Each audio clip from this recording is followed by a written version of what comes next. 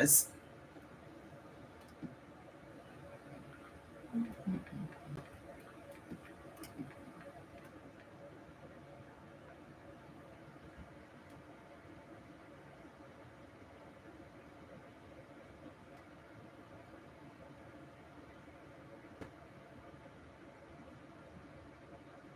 Hey, it's Mama Trey. It's time for the live. Join me on YouTube or Instagram.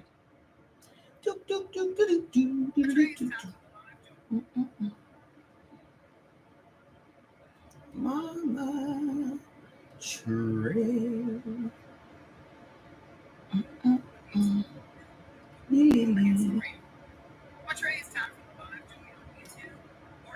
Hi, come on in here. Come on in here. Let's go. Hey, Monique, how you doing? I have to start it on Insta. But I need to post in the group. How was your day? Hey, Vicky. Hey, Andrea. How was your day? Did you guys have a good day?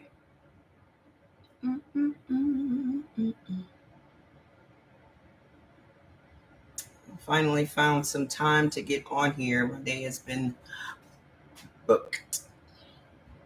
Good. Let me go ahead and start on Insta. So much to do, so little time. So much to do, so little time.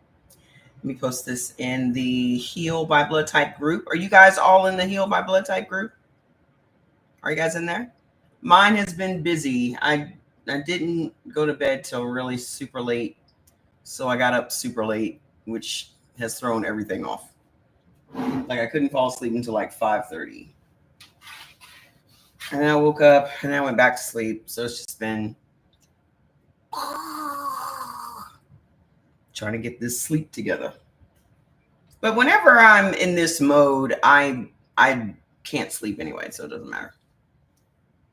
I'm in that creative mode. Hey, how you doing? Hi, everybody. Hi, everybody. What are you guys up to? Oh, I didn't put any of my tea in here. Let me post this in the group real quick. We're not going to do all 4 blood types, but we are going to talk about the 5 things that are causing most of the issues in our bodies right now. So we'll go over that. But if you have high blood pressure, please put it in the comments. And for those of you that don't have your foods list, make sure you go to brewitbaby.com and get your food list. Only eat the beneficial foods and watch what happens. Please also share the live, okay? Facebook Heal by Type group. And if you guys are not in our group, go over and join. So you'll always be plugged in, okay?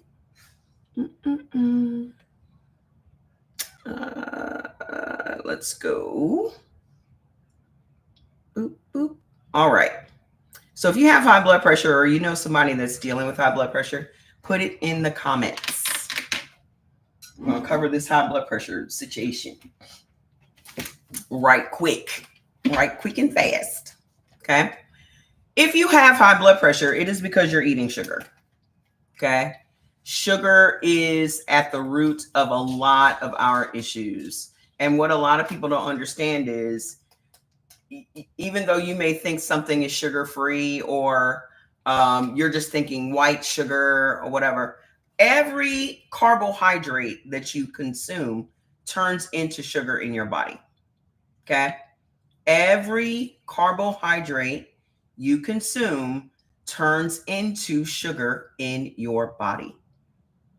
So when I say sugar is the reason that your blood pressure stays high, it is because you're still eating bread and pasta and cereal and oatmeal and all of these corn, any corn stuff, all of these carbohydrate heavy, digestive resistant starches is what is going to be at the root of your problems.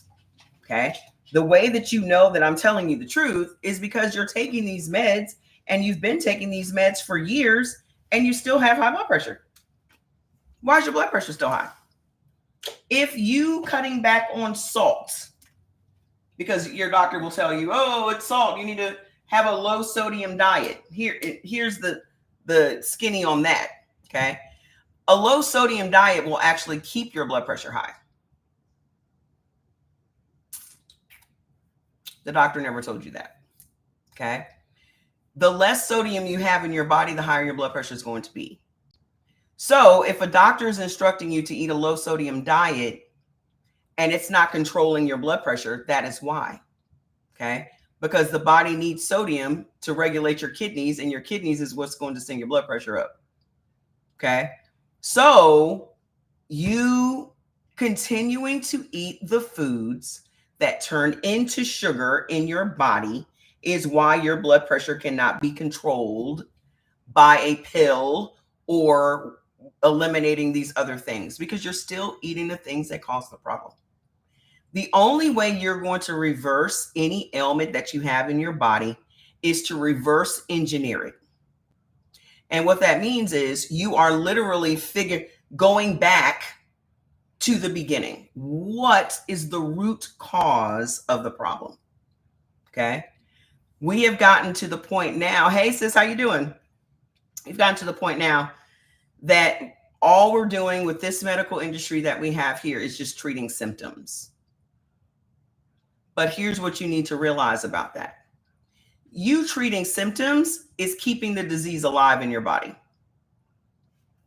So a lot of people will say, oh, prescription drugs don't do what they're supposed to do, and this, that, and the other. I will counter and say they're doing exactly what they were designed to do.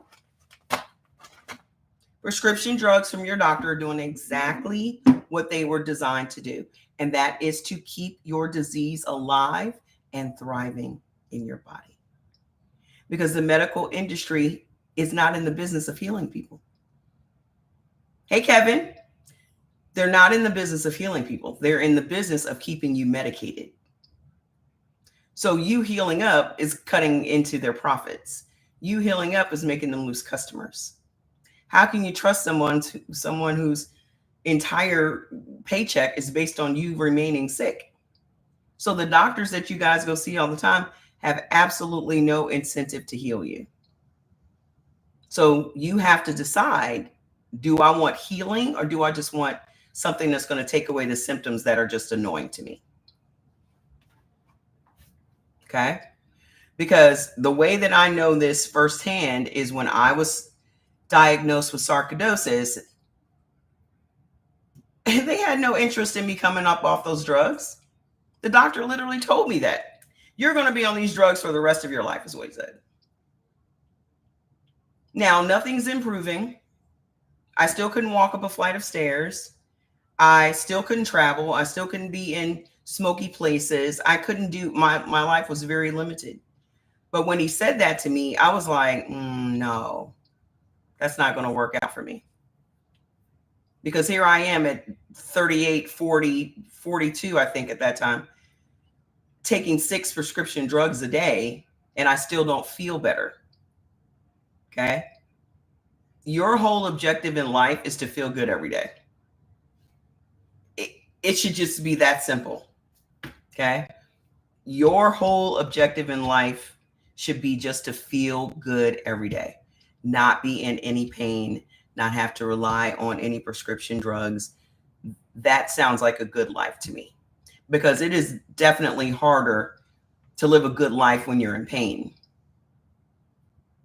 right? It is much more difficult to live a full, happy life if your body is aching. So when we're talking about high blood pressure, how do we reverse your high blood pressure? Getting your foods list, eliminating everything that's on your harmful and your neutral list, and only focus on the foods that benefit your body. Because everything that's on the harmful and neutral list is why your blood pressure is high. There have been at this point, thousands of people that got this information and have come up off of those prescription drugs. This is why I continue doing what I'm doing. If people were not getting results, I wouldn't come here every day and try to do this. Okay. People are coming off of the prescription drugs. This is why I got put off of TikTok, because they don't want people coming off of prescription drugs. Okay. So put in the comments. Let's just see. What's your favorite food? Even those of you that are on your journey, what was your favorite food before you got this information? Put it in the comments. What was your favorite food? I don't know if I had a favorite food. What was your go-to food? What was my go-to food back in the day? Probably chicken. I mean, because it was convenient, right? Let me think. What was I eating most often? Probably chicken. Pasta. I don't know if I ate a lot of pasta. I don't think I ate a lot of pasta. It's hard for me to remember at this point. I think I've just kind of blocked it out. Hey, Shanice. I think I kind of blocked it out. But definitely chicken, because I probably would make some variation of chicken 3 times a week. Was I eating bread?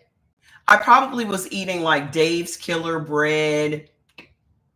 You know, the healthy breads.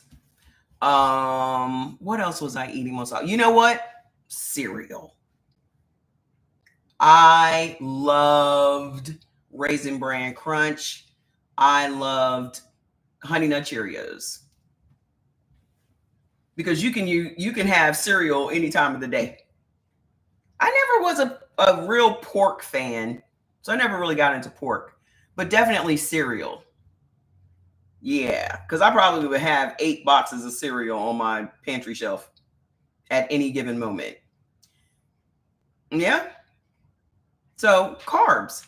When you think about everything that you eat for breakfast, Honey Nut Cheerios was to this day, that's still, of all the stuff that I've cut out of my life, once in a while, my mind drifts to Raisin Bran Crunch or Honey Nut Cheerios. Because those are the days that I can't think of I don't have a taste for anything, but I know I want to eat something. And I'm just like, damn, if I just had a freaking bowl of Honey Nut Cheerios and just call it a day, that my mind goes to that, because it's so simple. Pour it in a bowl, put some milk on it, done. Of all the things that I've cut out, that's probably the one thought that I would go back to. I just want a bowl of cereal, because simplicity. Okay. So if you think about your favorite thing or the thing that you eat most often, that's the thing that's at the root of your problem. Because you're not going to get sick from the food that you don't eat very often. You're going to get sick from the food you eat most often. So if you think about, what is it that I ate 3-4 times last week, then you'll be able to pinpoint it. And here's what's going to prove it. Because the minute you get your food, you miss peanut butter.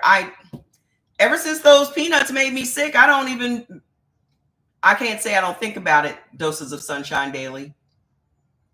Because I do miss nuts, because I was eating walnuts every day. I was eating peanuts every day.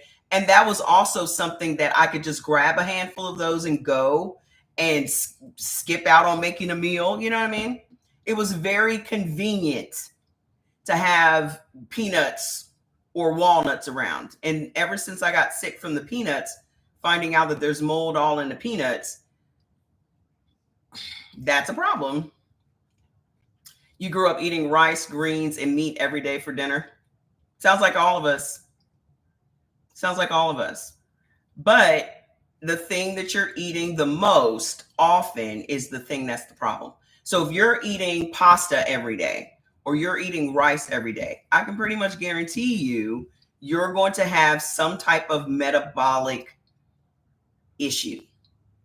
You're going to have high blood pressure, or you're going to have diabetes, because you're eating carbohydrates most often, which is then going to turn into sugar.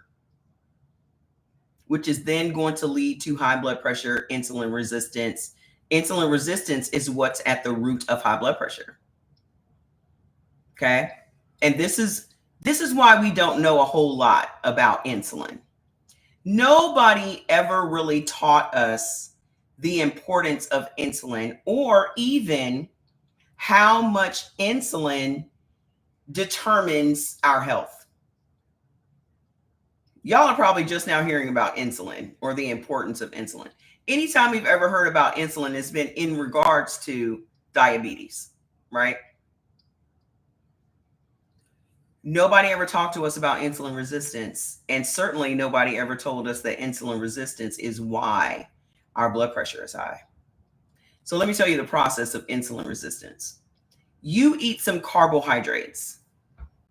Those carbohydrates, hey Lourdes, those carbohydrates are broken down and turned into sugar, okay? That raises your blood sugar level, which is your glucose. So now your pancreas has to release more insulin into your bloodstream to manage this high level of glucose now. Passed my gestational diabetes test, 26 weeks pregnant, had beef and onions before the... Yes, ma'am. Yes, ma'am. You aced it.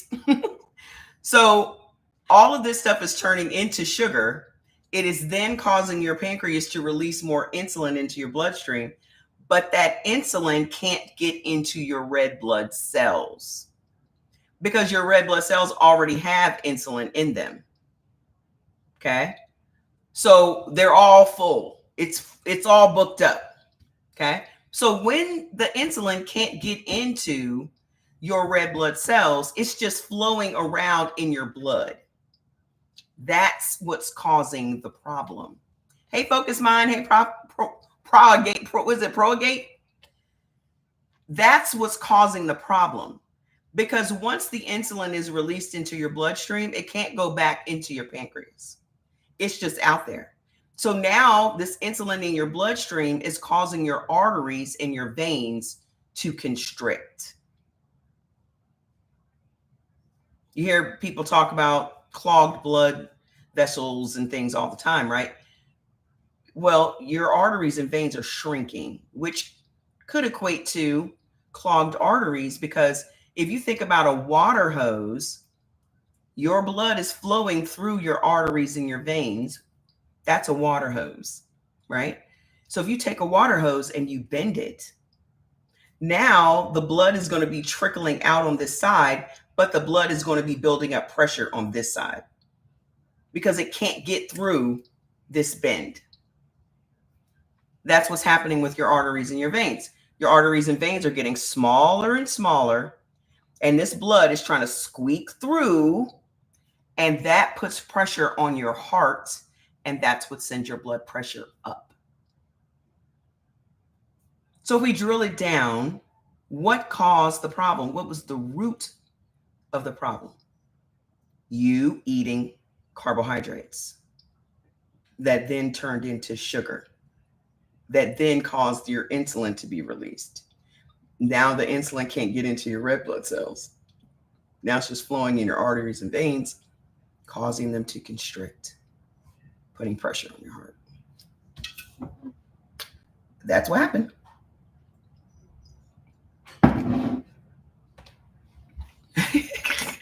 That sounds crazy. So my advice to you is, if you are on prescription drugs for your blood pressure, please do everything in your power to get off of them. And I hear people saying all the time, well, how can I come off of my prescription drugs? Stop taking them. Like, what do you think is going to happen? First of all, the high blood pressure medication is not working. So why are you so afraid to come off of something that isn't working anyway? It's not controlling it. So why are you so afraid to come off it? Hey, Wendy. Oh my gosh, this guy is over here fussing about nothing. Hey, Empress. So another thing that you need to pay attention to is, after the first 6 months of using any medication, it becomes It says my IG was paused because you weren't using the app. What? Can y'all see me? Let me know if you can see me on Instagram. Why is Instagram acting silly now? You started acting silly the other day. Maybe I'm about to get put off of Instagram too. Let me know if you can see me. Tap the screen, put something in the comment box. I don't see any movement on Instagram. Okay. It said it was paused because I wasn't using the app. What do you think I'm using then? This is the app. So hold on. I can't even remember where I left off. What was I talking about? Anywho, the way to come up off of those medications, because even after the first 6 months of taking any medication, it becomes ineffective in your body. This is why they prescribed you a second blood pressure med and then a third. I've met people that's like, oh yeah, I'm on 3 blood pressure medications. And I'm like, why are you on 3? If the first one didn't work, why didn't they take you off of it and move you to a different one? If the second one didn't work, how come they didn't take you off of it and move you to a third one? Why are they still giving you all 3? Simply because they make money on all 3. And all 3 aren't even doing anything. Okay? There is nothing from a prescription drug aspect that you should be taking every day, because every medication that you guys take is made from petroleum. Okay? We're eating petroleum. We're taking meds that are made from petroleum. We're just overloading our bodies with petroleum. We already have to deal with chemicals, herbicides, plastics, petroleums. We have all of this stuff flowing around in our system. So how do you expect your body to heal up if every single day you're eating Vaseline? Okay. The fastest way to heal your body is to get off the meds. That is the fastest way. And I know that the thought of it scares you guys, because this is what y'all don't realize. Y'all fully understand when someone is addicted to crack or heroin or fentanyl or whatever, right? You fully understand that. But if you are afraid to stop taking your prescription med, how are you any different from the drug addict on the street?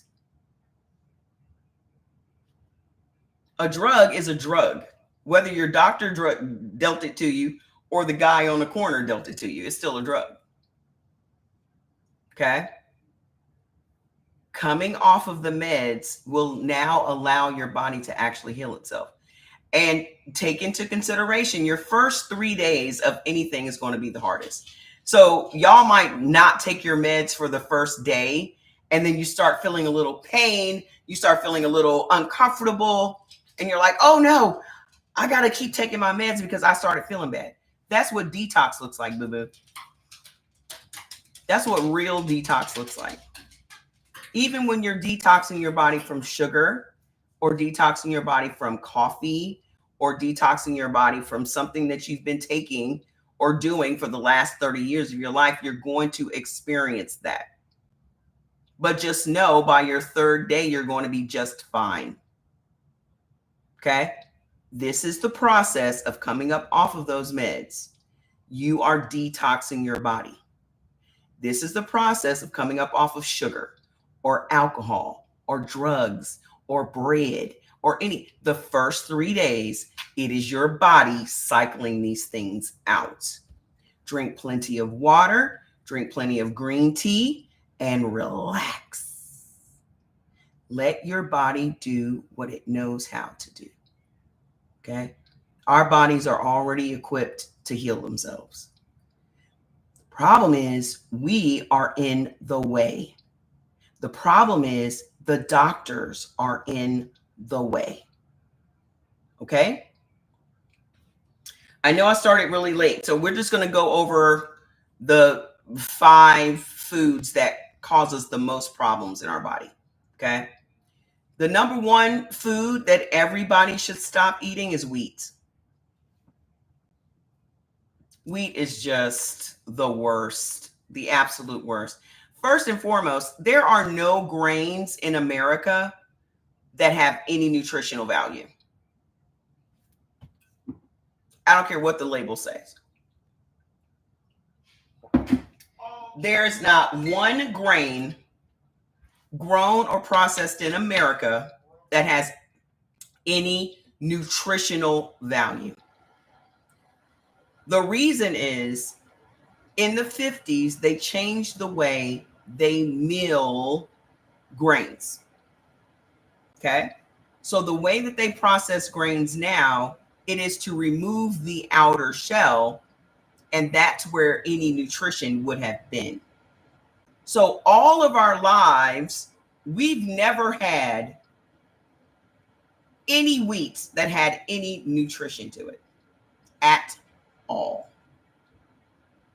All of these grains are just filler foods. Now, if it was just a harmless filler food, it wouldn't be a problem. Okay? If it was just a harmless filler food, it wouldn't be a problem. It's not harmless though. Okay? The first thing that happens when you consume wheat is it causes a violent inflammation in your intestines. Inflammation in the body happens when your body feels threatened.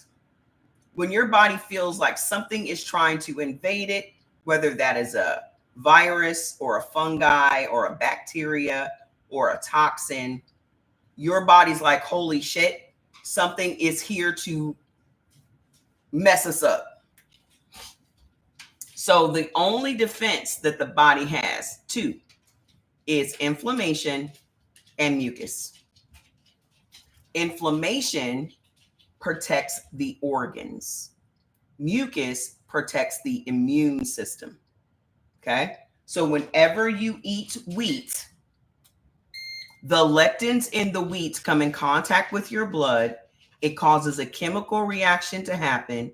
That chemical reaction triggers your body to either protect itself, or it's going to have a positive reaction and it is going to make you more energetic. Okay? With wheat, it's always going to be a negative reaction. Okay? And when your organs swell, what is the largest organ on the body? Put it in the comments. What is the largest organ on the body? Because when the inflammation happens in your intestines, it causes all of your organs to swell. Skin. Okay? Your skin is the largest organ on your body. So whenever you eat anything wheat-based, your skin is going to swell too. To the untrained eye, that's weight gain. So wheat can be the root cause of why you cannot lose no weight, because you are in a constantly inflamed state. The second thing that happens when you consume wheat is it stops your body from absorbing minerals and nutrients from other foods. Whenever I think about that, it just blows my mind, because no one ever told us how we get these mineral deficiencies. Mineral deficiencies will kill you. Also, mineral deficiencies is what is at the root of mental illness. So you have all of these people now, because back in the day, hey, Malika, back in the day, nobody had anxiety. I mean, things were still going on. We still had the same societal pressures going on. But who was sitting around talking about they have anxiety? Back in the day, nobody was depressed. Nobody had bipolarism and schizophrenia and autism and all of these things that we see every day now. Well, if you track the food we were eating then and the foods that we're eating now, it's the food. because we are consuming more wheat now than ever in history. Because most of the processed foods are wheat based. All of your breakfast foods are wheat based. Nobody was eating cereal back in the 50s because it wasn't even around. It didn't even exist. People were eating bacon and eggs. People were eating bacon and eggs and did not have the health issues that we have today.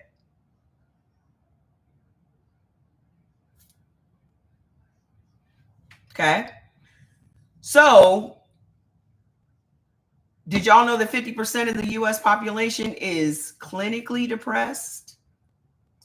50% of the US population is on meds for depression. I guarantee you, their doctor has never said, "What are you eating?" I guarantee you that their doctor has never said, "You need to cut back on wheat because that's what's causing you to be depressed. That's what's causing you to be anxious. That's what's causing your child that's on the spectrum." Everybody and their mama on the spectrum now. There was no spectrum back in the day. When did all of these illnesses start to develop? I can tell you, when they released that government food pyramid. When they introduced that food pyramid said we are supposed to consume 6 to 11 servings of grains per day.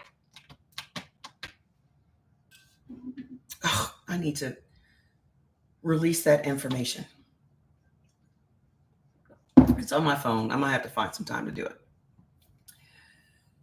The pyramid chart said that we needed to be consuming 6 to 11 servings of wheat and grains every day.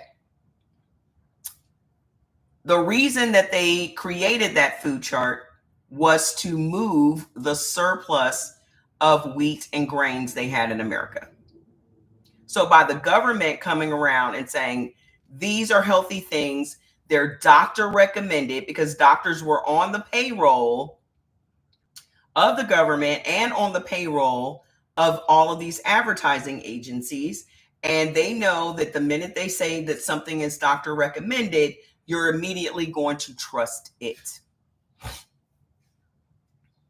Okay. So by saying doctors recommend that you consume 6 to 11 servings of grains per day, you're going to do it. That's when all of these illnesses began. Alzheimer's is another doctor-created illness. Nobody had Alzheimer's back in the 50s. Now everybody and their mama got dementia or Alzheimer's. All of these things are rooted in grains, because we're eating these grains is causing our bodies to become mineral deficient, because the minerals are not being absorbed into our bodies so our bodies can function properly. And now because of these mineral deficiencies, we are developing these illnesses. The third thing that happens when you consume wheat is it converts your happy hormones, your dopamine and your serotonin, into anger and aggression hormones, which is norepinephrine and noradrenaline. So your anxiety and your depression is because you're consuming wheat every day. And the thing is, let's think about it for a second. Why do people have all this road rage in the morning? Sure. Everybody hates their job. But most of your road rage incidents happen in the morning after you done ate some avocado toast or a bowl of cereal or a bowl of oatmeal or your breakfast sandwiches or some pancakes or some French toast. Now you're angry and anxious on your way to work. Now you're mad at everybody. And the bad thing about consuming wheat in the morning is because your blood sugar and your cortisol is already high in the morning. That's the way our bodies are designed. Okay. Our blood sugar and our cortisol is higher in the morning because it gives your body a little kick so you can get out of the bed and get started with your day. So essentially, that's just energy, right? But then you consume your breakfast sandwich or whatever grain that you're consuming for breakfast, and now your blood sugar skyrockets. When your blood sugar skyrockets, it also crashes. So let's say you ate that at 8 o'clock. By 10 o'clock, you need a caffeinated drink because you're so tired. Because your blood sugar, now you got hypoglycemia because your blood sugar has plummeted. So now you need a cup of coffee just to carry you through to lunch. By the time lunch comes around, you're starving. Now, what are you going to have for lunch? What do y'all eat for lunch when y'all at work? You're grabbing something fast. In most cases, it's something that's breaded, or it's a sandwich, or it's a slice of pizza, or it's something wheat-based, right? Then the same thing happens again in the afternoon. Your blood sugar skyrockets. By 2 o'clock, crashes again. You got to get another caffeinated drink or another cup of coffee just to carry you through to 5 so you can get in your car, drive home, and then by that time you're starving again, and you're probably going to have something fast food or something breaded or something frozen, something fast. Your ramen noodles are wheat. Your pastas are wheat. What are the fastest things you can have for dinner? What's the fastest? Yeah, a burger and fries. You're going to pick up something on the way home. Hey girl, long time. You're going to pick up something on the way home. You're going to order a pizza. You're going to make some pasta, bowl of cereal. Exactly. Again, another wheat-based thing. So it is a very vicious cycle. It is a very vicious cycle. Because if you start your day off with wheat, it's all downhill from there. There's really no coming back from it because you're just going to be on the wheat roller coaster all day. There's no coming back from it. Okay.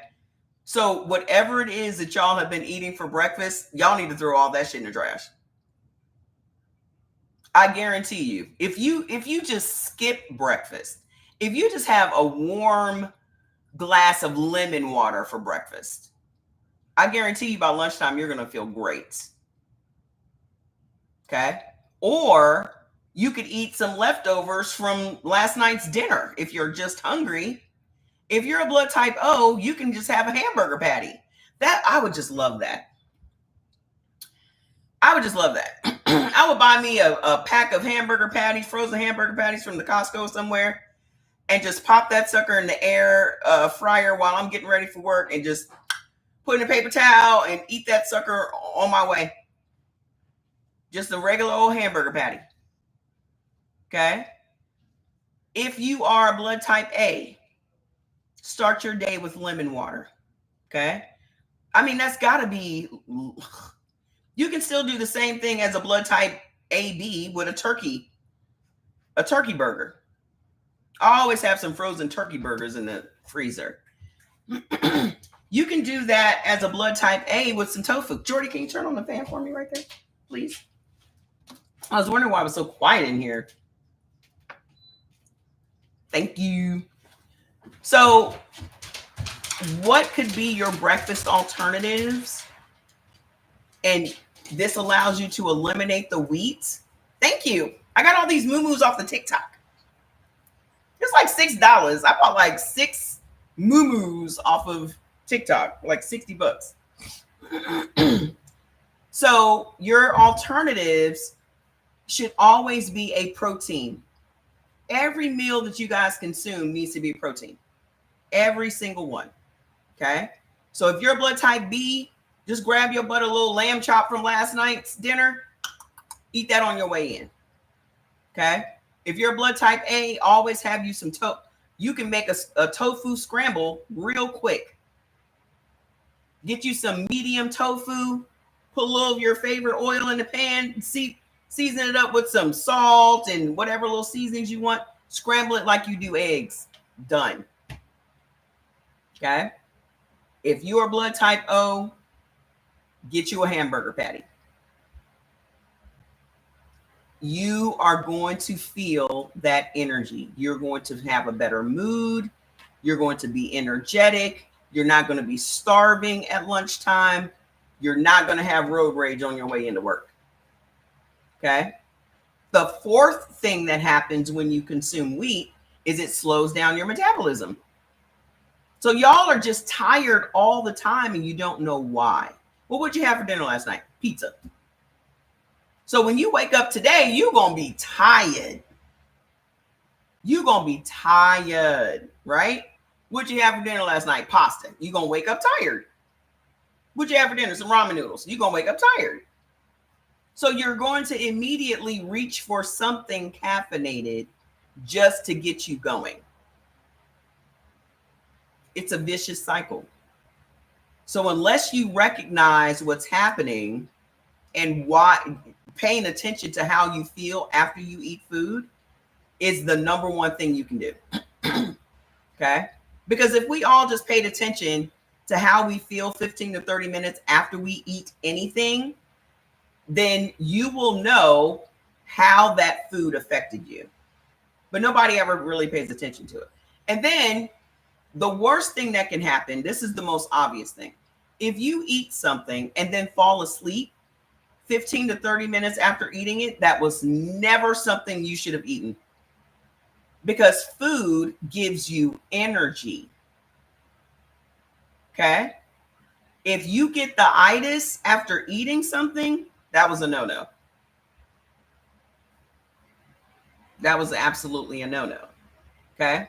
So start paying attention to how you feel after you eat these foods, and then you'll know whether or not it was supposed to be consumed by you or not. Okay? So if you have a slow and sluggish metabolism, it is because the lectins in wheat interferes with the hormones that run our metabolism. Our metabolism is run by hormones. So what happens is those lectins literally stop the hormones from doing what they're supposed to do, which is to take the food, break it down, and store it so that you can use it as energy.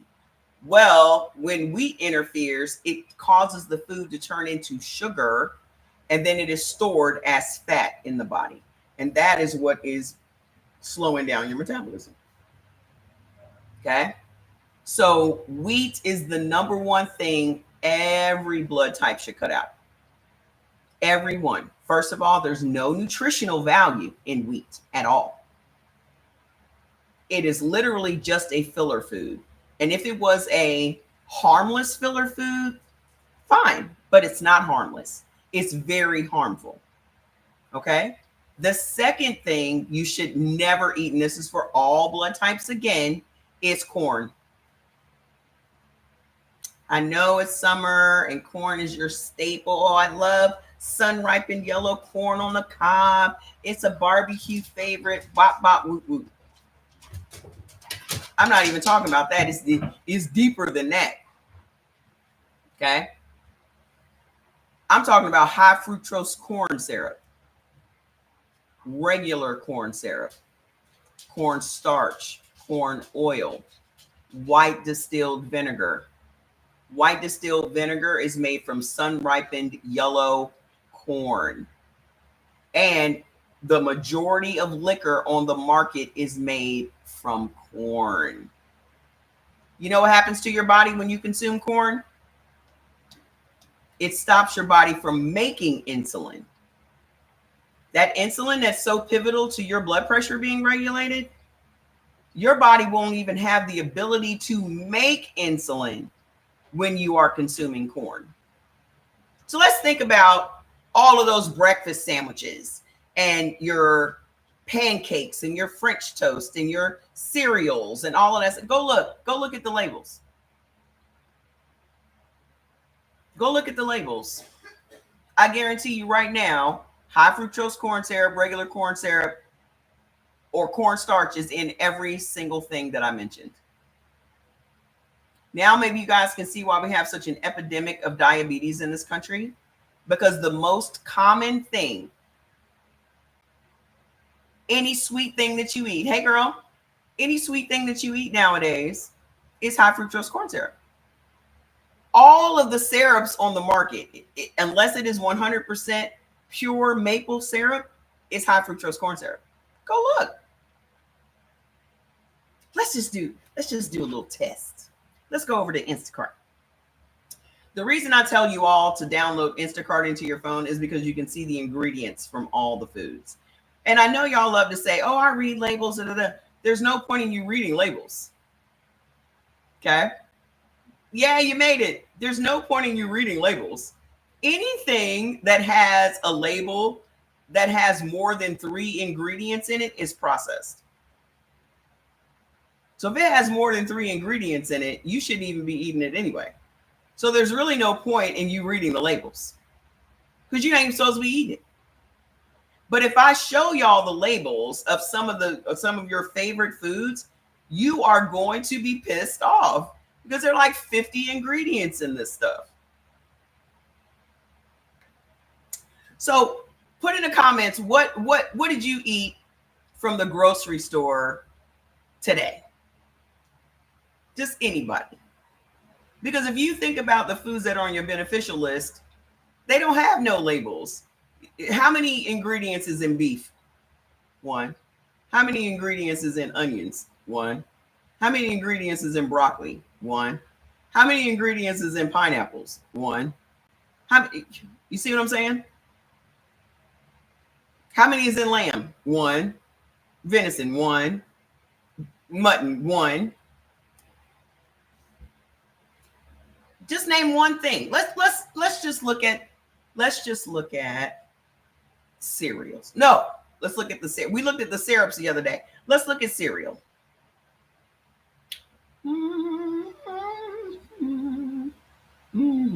The first one that came up was Fruity Pebbles. Lord. Ingredients: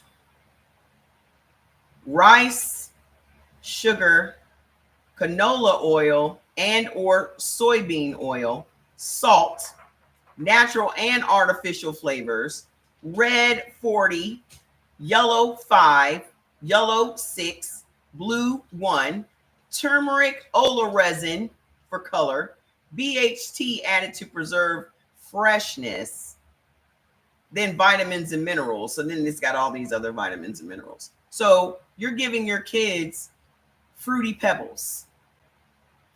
Let's look at Raisin Bran Crunch, one of my old favorites. Whole grain wheat,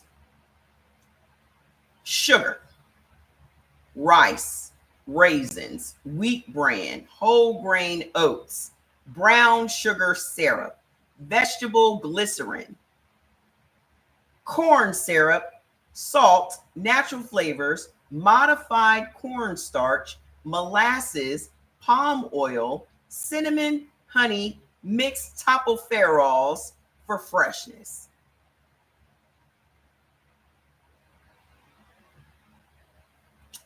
What's in our honey bunches of oats?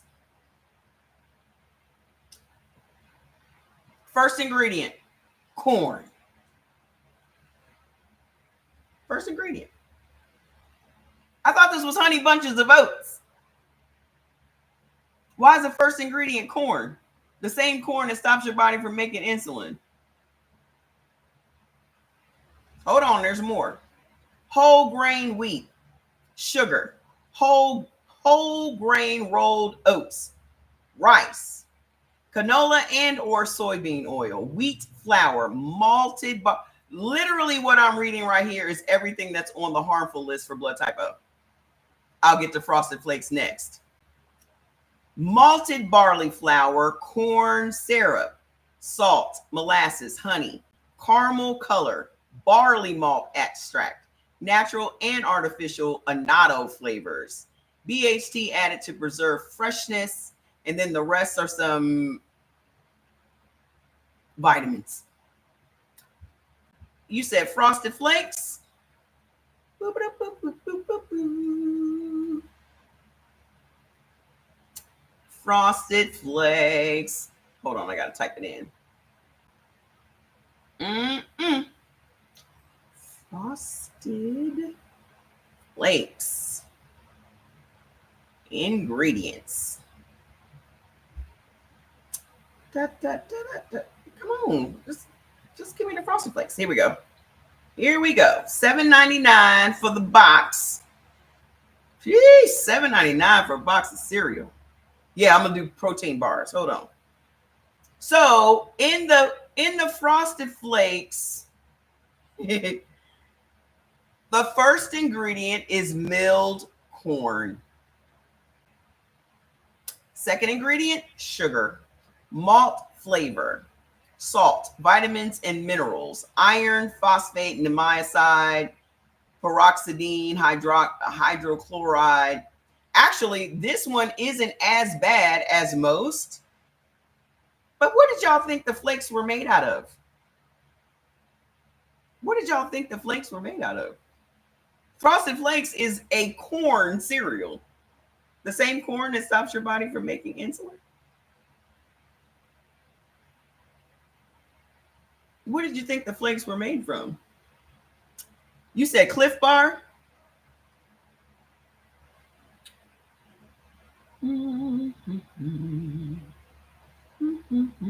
Prepare to be floored. Y'all paying $25 for some damn energy bars? Y'all crazy as hell. Look at how many ingredients is in the Cliff Bars. Look at that. Okay, so this one is the variety box. Maybe that's why there's so many. This is the variety box. Let's just go find a regular box. I don't want to do the variety box. Let's just get the chocolate chip one. Here we go. Organic rolled oats. Organic brown rice syrup.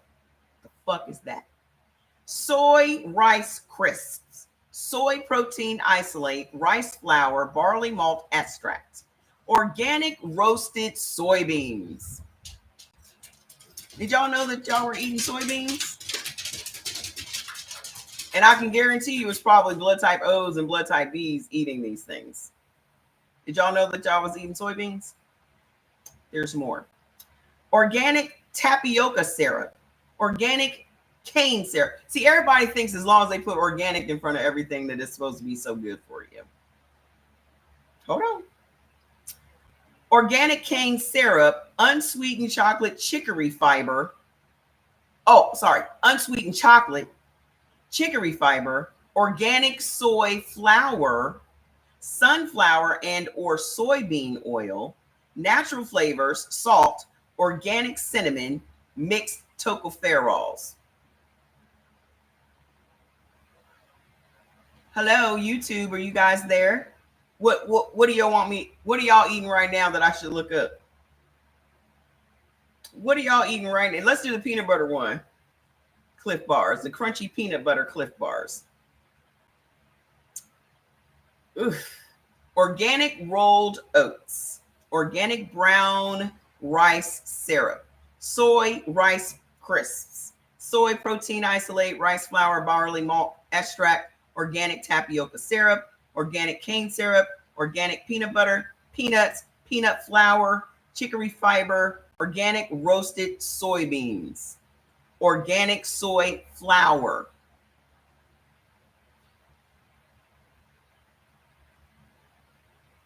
Put something else in the comments y'all used to eat.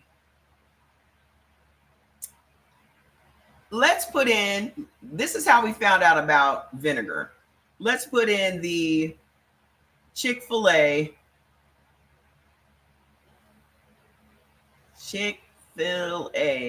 sauce. This is how we found out about vinegar, and that vinegar was made from corn because we had no idea. Is this a Polynesian sauce? It just says Chick-fil-A sauce. Ugh. So let me read you this one. The Chick-fil-A sauce, and it doesn't say Polynesian sauce, it just says Chick-fil-A sauce, whatever the hell that is. First ingredient is soybean oil. Mind you, one serving is 160 calories, 14 grams of fat. A serving size, let me tell you what a serving size is. Probably a tablespoon. Two tablespoons is 160 calories and 14 grams of fat. And y'all are not just eating 2 tablespoons of this shit. Hold on. Soybean oil, sugar, barbecue sauce made from tomato paste, corn syrup, vinegar, which is corn, natural hickory smoke flavor, caramel color, spices, garlic, onion, natural flavor, olo resin, paprika, water, mustard made from distilled vinegar, water, mustard seed, salt, turmeric, paprika, spice, garlic, distilled vinegar. So that's 3 vinegars so far. Egg yolk, salt, cider vinegar, 4. That's 4 vinegars so far. Lemon juice, mustard flour, xanthan gum, natural flavor garlic, calcium disodium EDTA added to protect the flavor. 4 vinegars in 1 sauce. Remind me again what vinegar does? Stops the body from making insulin.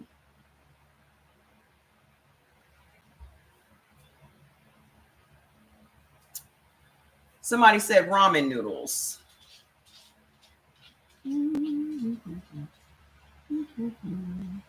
Let's see what the ingredients are in ramen noodles. Sheesh! Look at how long this list is. Ramen noodle ingredients: enriched wheat flour, niacin, reduced iron, thiamine, mononitrate, riboflavin, folic acid, vegetable oil, canola, cottonseed, and palm oil.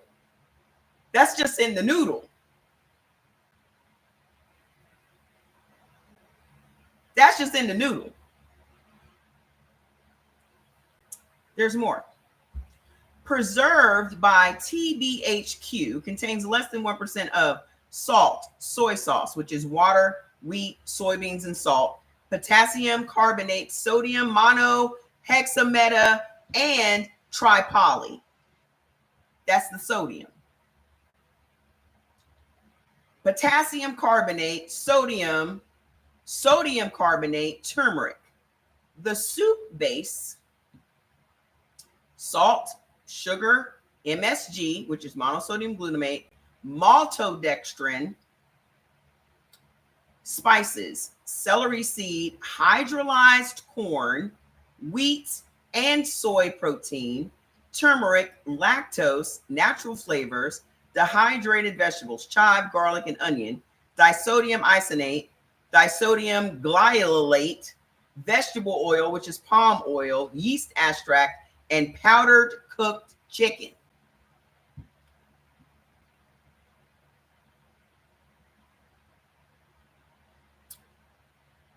Ritz crackers with cream cheese. So you sitting around eating Ritz crackers?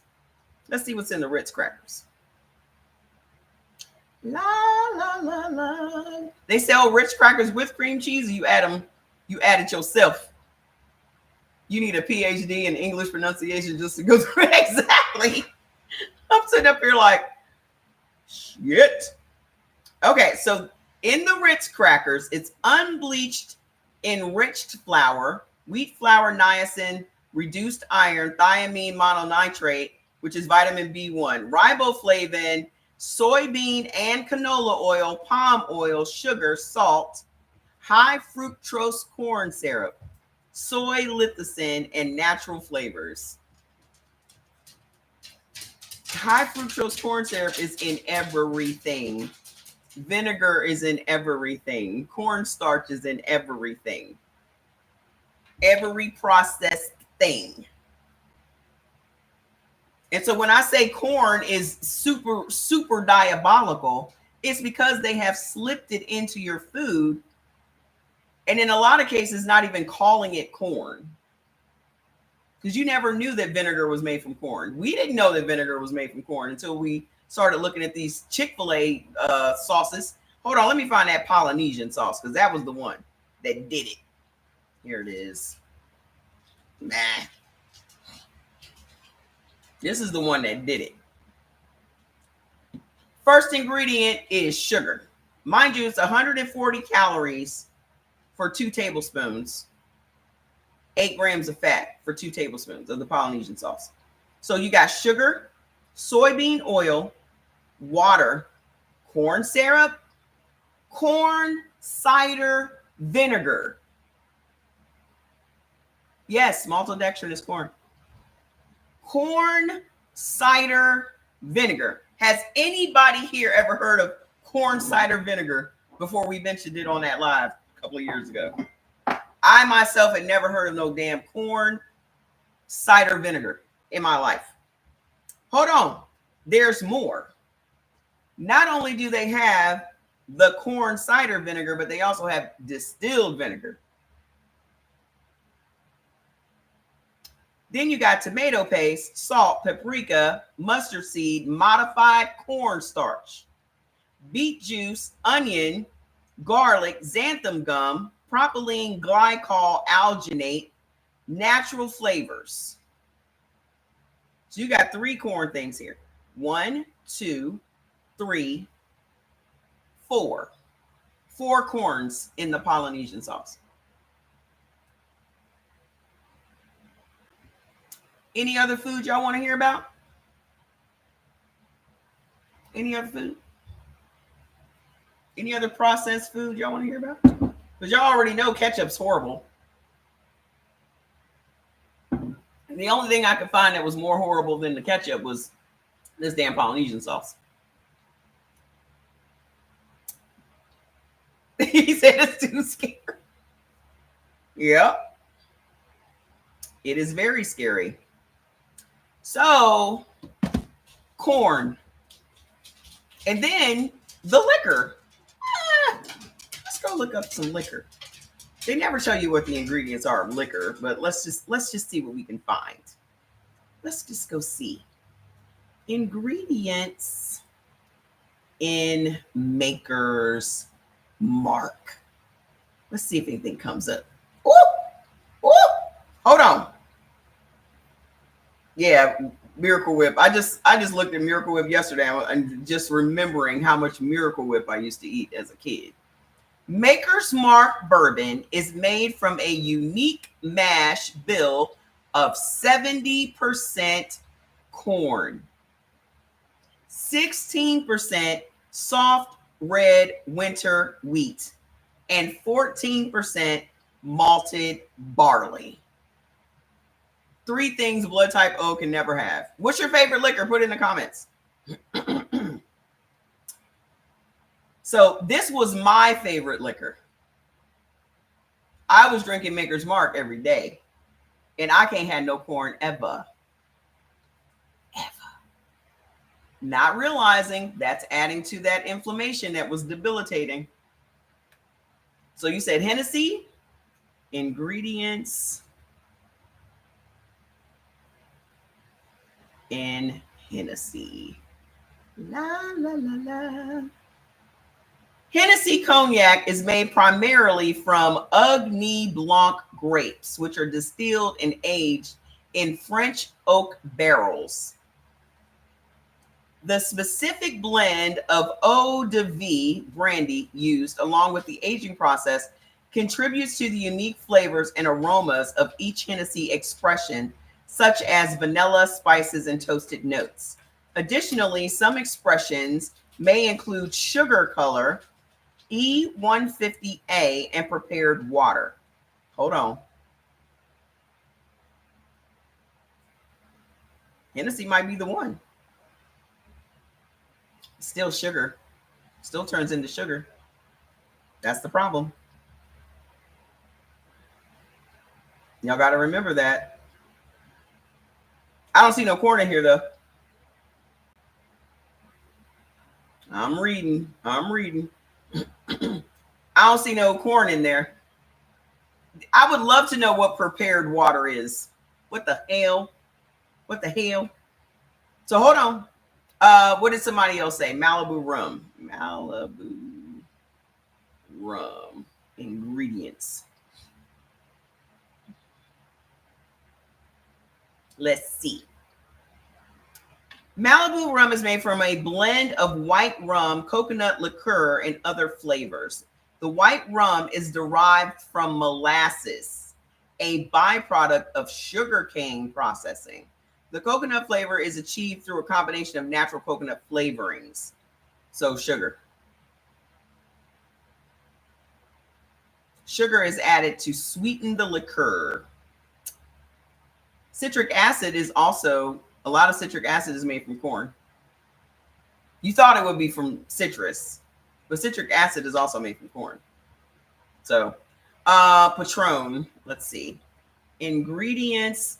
I thought that was supposed to be what, agave or something? In Patron. Is it guava or agave? I always get them mixed up. Agave. So, Patron tequila is made from just 3 ingredients: 100% blue Weber agave, water, and yeast. But agave is also sugar. Okay. So there's that. I mean, at least there's no corn in it though. But apparently that Don Julio, let's just look. Let's see what the internet has about it. Don Julio ingredients. Ooh, hold on. We're going to go there next. I want to see what's in that Popeye's chicken that used that Don Julio. Y'all remember that very short-lived campaign they had?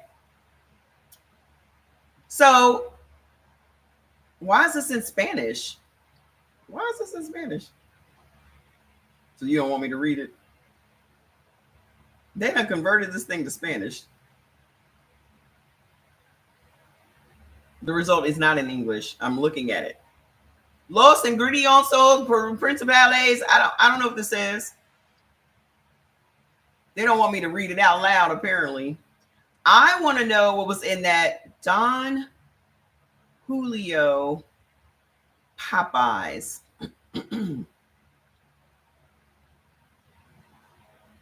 Ingredients.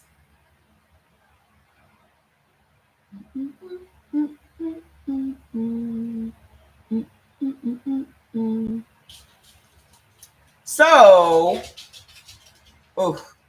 the Don Julio Popeyes collaboration features a tequila marinated chicken sandwich and tequila infused garlic wings. The sandwich includes a tequila marinated chicken breast, tequila lime slaw, a spicy spread, and barrel cured pickles, all on a concha roll.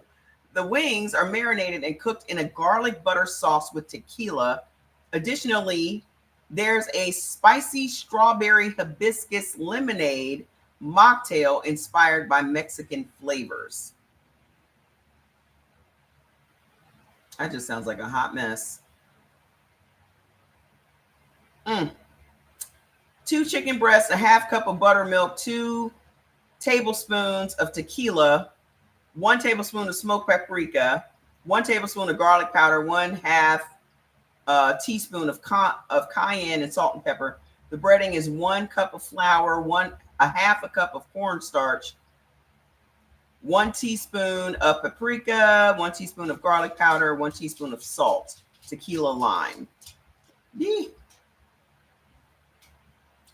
It's not worth the trouble. Yeah, alcohol was my big thing. I would drink versus eating. And I am officially on the wagon. Like I don't even drink beer anymore. Like we went bowling the other day, I had non-alcoholic beer, which is surprisingly delicious. They have a Michelob Zero is what it's called. It was surprisingly good. You would drink your calorie. Yeah, absolutely. Because I was not eating and drinking together. I was going to choose one or the other. The danger in that, though, is diabetes, because the alcohol is going to turn into sugar. The alcohol is also, that by it turning into sugar, is going to raise your blood pressure. Okay. All of these things turn into sugar in our bodies. And all of these recent research reports have said that cancer is directly linked to alcohol, because cancer feeds on sugar. So when you are drinking an excessive amount of alcohol, you're just feeding that cancer. Every disease in our body survives by feeding on something. Okay. So with cancer, it feeds on sugar. With autoimmune diseases, it feeds on estrogen. So the way to rid the body of these diseases is to stop feeding it. Okay. And when you get your foods list, you will see that the stuff that you're not supposed to be eating any of that stuff anyway. This is why the disease developed. Y'all have to understand, if you were not born with the disease, it developed from your lifestyle. So the way to rid your body of the disease is to change your lifestyle. That's it. There's no way around it, folks. There's no way around it. You cannot sit up and eat your favorite foods and think you're going to cure your body. It's never going to happen, because it is your favorite foods that got you to this point. Okay. Another thing that is a big, big problem for most blood types, the majority blood types, which is blood type A and blood type O, is dairy. 86% of the US population can never have dairy foods, ever. And here we are, all of our lives, we've been brainwashed into believing that milk does the body good. But nobody ever pays attention to the correlation between your kids always having a cold, or your kids having seasonal allergies, or your kids always having an ear infection, or runny noses and all this. Nobody ever connects the dots that the reason your kids always have something going on is because they're drinking milk every day. Okay. The only blood types that benefit from any cow's milk dairy is blood type B and blood type AB. And that's still cultured dairy, because there's a big difference between cultured dairy and pasteurized dairy. Pasteurized dairy has removed all of the living cultures. So there's really no nutritional value in pasteurized dairy products. They've burned all of the nutritional value out of it. Cultured dairy acts like probiotics and prebiotics in our gut. If you are of those two blood types, B and AB. Okay. But if you are a blood type A, dairy food is going to make your blood thicker than it already is. One of the major problems that blood type A has is that they naturally have thicker blood. And that's going to be at the root cause of their heart disease. They're very predisposed to heart disease. And the underlying root cause of them being so prone to heart disease is the thick blood. But there are foods that cause your blood to be thicker, and dairy is one of them. Okay. So if you are a blood type O and you are eating cheese and sour cream and Greek yogurt every day because somebody has convinced you that, Greek yogurt is so good for your gut health, it's literally the complete opposite of that. It is making your gut health worse. And it is also contributing to your high blood pressure, because something that we were never taught is that lactose is sugar. And at the root cause of most of the problems that blood type O has is sugar. Y'all have no tolerance for sugar at all. Okay. sugar is your downfall. Sugar or anything that turns into sugar in your body. This is why keto and paleo and Atkins and carnivore diets are very popular. And the people that have major success with those are blood type O's. Because those diets literally remove all the sugar. Now, the keto diet and all of these diets, they still encourage y'all eat dairy food, which cracks me up because y'all are not supposed to have no damn dairy food. Y'all out here making all these cottage cheese recipes and this keto friendly and da da da da. I'm like, yeah, but it's not helping your health. Y'all just look skinny. And that's generally what most people care about. As long as you're skinny in your mind, you're healthy. My mom was very skinny when she stroked out. My brother was very skinny when he stroked out. Okay? Those diets encourage you to be skinny. When in all actuality, you're still dealing with blood pressure issues, still dealing with diabetes, you're still dealing with these illnesses. Okay? So if you are a blood type O, please do not eat any cow's milk dairy. If you want some dairy food, goat milk. Okay? You can have goat milk. You can have sheep milk. Your pecorino cheese is made from sheep's milk. If you have children that you're giving milk to and your children are blood type O, goat's milk. Okay? I don't care if they're just coming off the tit. That's what your kids should be drinking, is goat's milk. Finally, they have some companies that make baby formula from goat's milk. That's what my niece is drinking. She's a blood type B. Okay? If you are a blood type A and your children are blood type A, y'all need to be drinking soy milk. Your children should be drinking soy milk.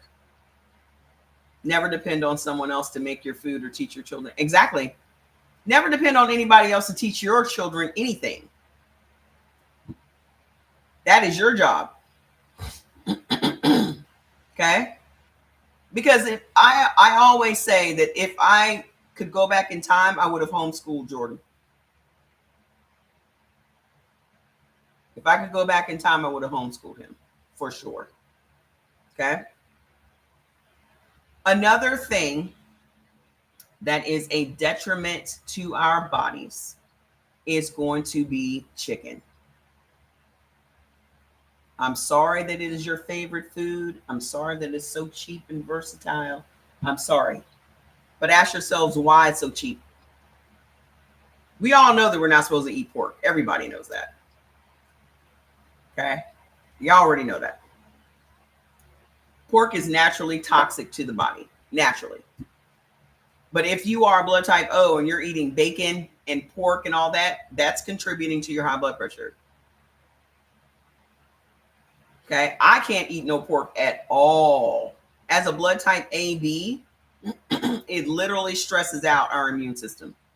Every time I would eat pork accidentally, or if a food had a pork base, like I would get some Asian food or some Asian stew or something, and the base was pork, I get sick as a dog. I feel like I'm coming down with the flu. Anytime I've ever eaten anything pork, I feel like I'm coming down with the flu the next day. Okay. But pork is bad for every single blood type. But let's talk about this chicken for a second. Because the thing that has been in your life since you had those first two little teeth is the thing that's causing more disease in our bodies than any other thing on the planet. The thing that has the most restaurants in your neighborhood is the thing that's causing the most disease in America. Okay? Chicken has 100 times the level of estrogen in its little body than we have in our whole adult body. So the way that you guys think about soy is the way you should be thinking about chicken. Soy does not have estrogen. It causes your body to produce more estrogen. but chicken literally has estrogen. Chickens have the exact same sex hormones that humans have. So today's chickens, all of today's chickens are GMOs. They have been genetically modified to have higher levels of estrogen so that they grow faster. Estrogen is a growth hormone. It creates growths in the body. So tumors, polyps, cysts, fibroids, all of those things come from you eating an excessive amount of estrogen, or you have an excessive amount of estrogen in your body. And 70% of all women in America over the age of 35 has what's known as estrogen dominance. But here's the scary part. A 10-year-old Black girl will have higher blood estrogen levels than a grown white woman. Go look at the research. It's all on the National Institutes of Health. African American men and African American women have higher blood estrogen levels than all other races of people. How is that? How is that? First of all, African Americans make up 14% of the population, but we consume more meat than all the other races of people in the country. The problem is we're consuming chicken and pork. Guess who's right behind us as far as illnesses? Hispanics. What's at the root of their food? Chicken and pork.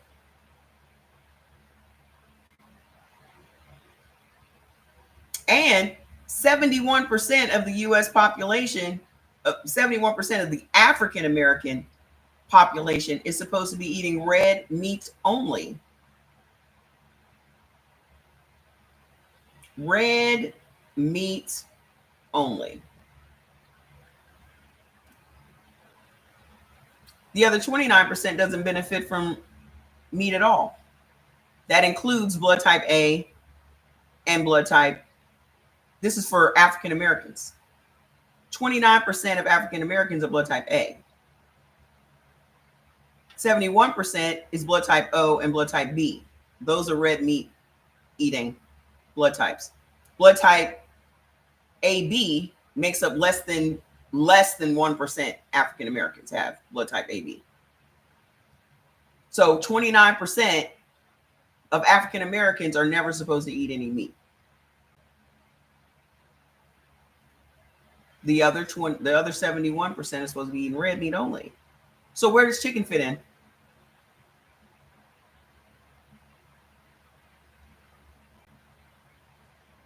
Where does chicken fit in?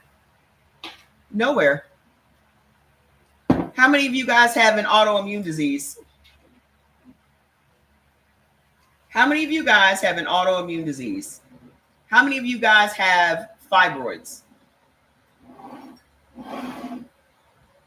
Put in the comments. 50 million Americans have at least one autoimmune disease. Out of those 50 million, 80% are women. The majority of people in America that have autoimmune diseases are women. Why? Because autoimmune diseases feed on estrogen. Women already have estrogen, but guess what happens when a man's estrogen is high? Guess what happens? It triggers type 2 diabetes and prostate cancer. How many of you guys know a man that has type 2 diabetes or prostate cancer? If you ever see a man with man boobs, that's a sign of high estrogen. If you ever see a man with a beer belly, that is an estrogen belly. And I can guarantee you, two of the culprits would be chicken and liquor, because liquor also raises your estrogen levels. Wow, that's crazy. The other things that raise your estrogen levels, so we got chicken, alcohol, oats, Your oatmeal, your granola, your overnight oats raises your estrogen. What else raises your estrogen? If you are a blood type B and a blood type O, soy will raise your estrogen. Stress raises your estrogen. And if your liver is not functioning properly, it will raise your estrogen.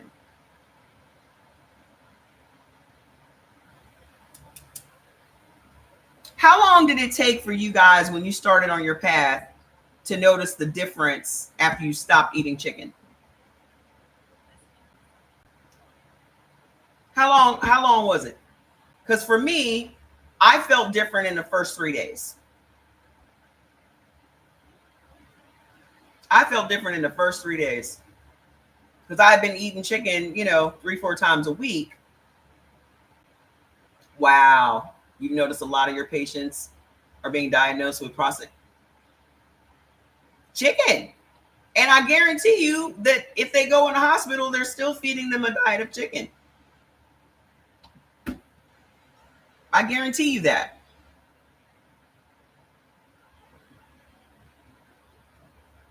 It took me 3 days because in 3 days, I lost like 6 pounds of inflammation. Because before I started eating for my blood type, I was in so much pain from head to toe that I couldn't even get out of the bed. And on that third day, I was able to finally get up out of the bed because the inflammation had started disappearing. When you eat chicken, you're going to become inflamed, especially if you're a blood type B and a blood type AB. Okay, because that's part of lectin sensitivity. The lectins that are in the meat of the chicken, and it doesn't matter if that chicken is organic or ghetto. It does not matter where that chicken was raised. He could have been raised on the mean streets of Chicago or raised in the suburbs. It's still chicken. Okay? Well, what about chicken? Then what about? There's no way for you to get around the effects of chicken. Okay? There's no way for you to get around the effects of chicken. It doesn't matter where the chicken was raised, who raised it, what he grew up on eating, none of that. Well, he was a vegetarian his whole life. I don't understand. In the meat of a chicken, their lectins attack our bloodstream, causing our red blood cells to clump together, creating blood clots, pulmonary embolisms, autoimmune diseases, and stroke. I've had some fantastic chicken, but none of it was worth stroking out over.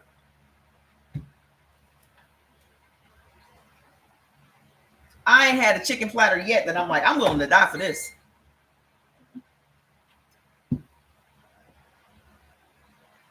I'm willing to have lupus for this chicken.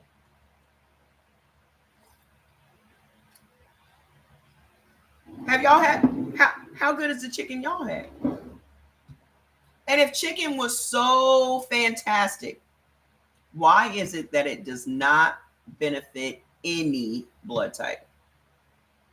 There's not one blood type that benefits from chicken. I can fry the shit out of some chicken, trust. My chicken was infamous. But it ain't worth being debilitated for. It is not. It is not worth having swollen, painful joints over some chicken.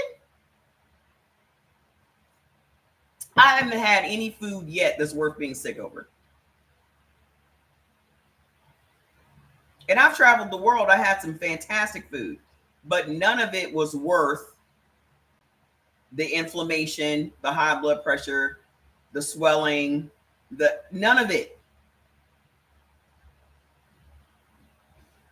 Okay. Here is the biggest problem with this chicken. Y'all start giving your kids chicken as soon as they have those two little teeth.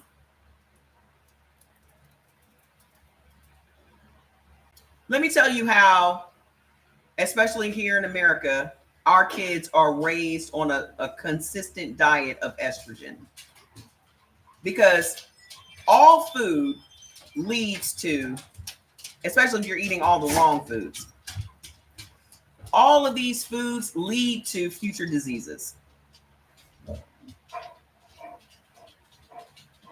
These doctors know it. These corporations know it. They know that eventually we're going to end up at the doctors. They know eventually we're going to end up having to deal with big pharma. They know this. Okay. So they're going to keep selling us this shit. No one is going to protect us. And they certainly are not going to educate us. Okay. You start your kids out on a diet of estrogen as soon as you stop breastfeeding them. That's if you breastfed at all. I never breastfed. Okay. And with Jordan being a blood type B, this is how we had so many issues, because I didn't even know this information back then. It didn't even exist back then. Okay. Because Jordan's 33. This information is 32. So all of the the majority of the baby formula on the market is soy based. Blood type O and blood type B can never have soy. Okay. So when you're giving your children soy and their blood type O and their blood type B, it's going to cause them to swell.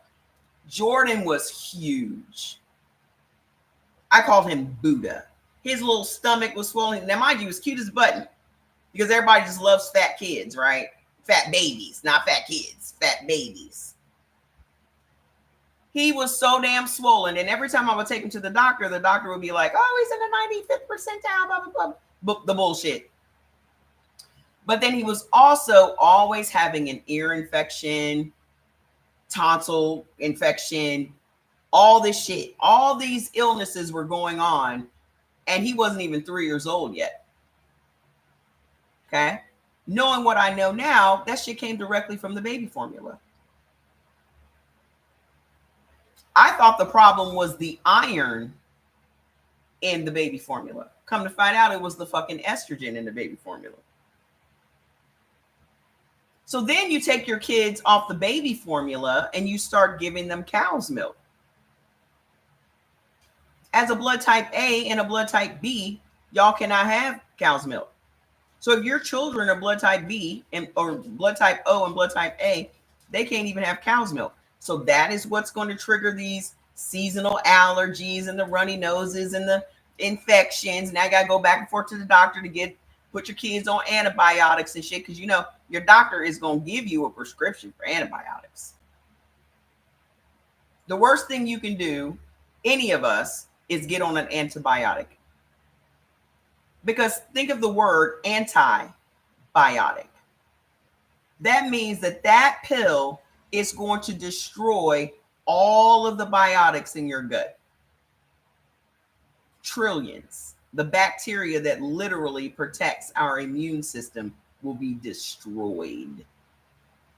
It takes you 6 to 7 months just to get your biotics back after using an antibiotic.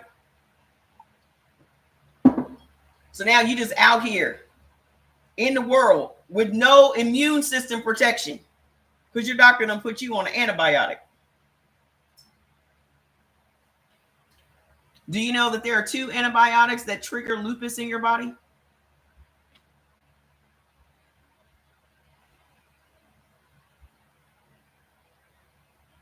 So not only are you giving your kids the milk, but you also, as soon as they start teething, stick a chicken bone in their mouth to chew on, because y'all think it's so cute. I'm not gonna lie, I did the same thing. They ain't got them hooked on the chicken. They ain't even 2 years old yet. The minute they get them 2 teeth, where are you taking them? McDonald's to get one of them chicken nugget Happy Meals. Now you're getting them chicken nugget Happy Meals 2-3 times a week. Now they started to eat solid food. You're giving them chicken 2-3 times a week. So by the time your little girls are 7, 8, 9 years old, they already have high levels of estrogen.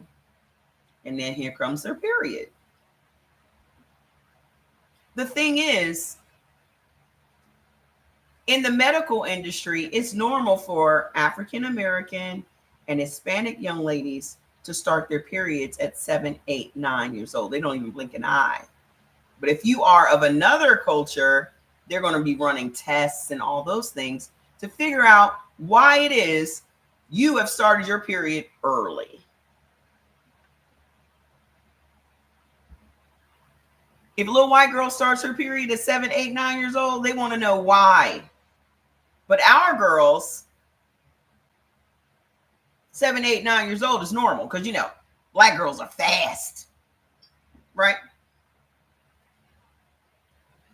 They're overdeveloped. Ask yourself why our girls are overdeveloped. They've had a steady diet of chicken their entire freaking life. Why are they starting to grow boobs at 6?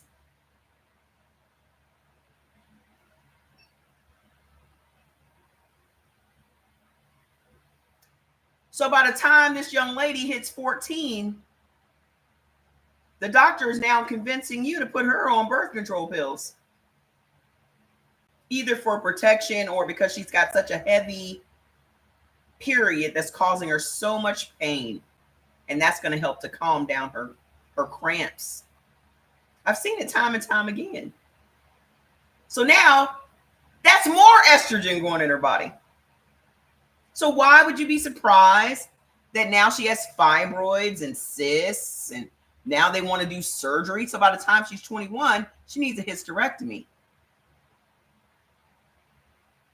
Because you just gave your daughter a prescription for estrogen. And she's been taking that for years. On top of eating chicken. So by the time she's 21, she's having a hysterectomy. She can't handle kids. You know that African American women have hysterectomies 3-1 over other races? None of this is by accident, sweetheart. All of it is by design. They know exactly what this chicken does in our body. This is why you have 13 different chicken restaurants in your neighborhood. This is why you have 10 different liquor stores in your neighborhood. Yeah, go look. Go look. I am not making up none of these numbers. Okay? Go look. This is why. This is why there is a concerted effort.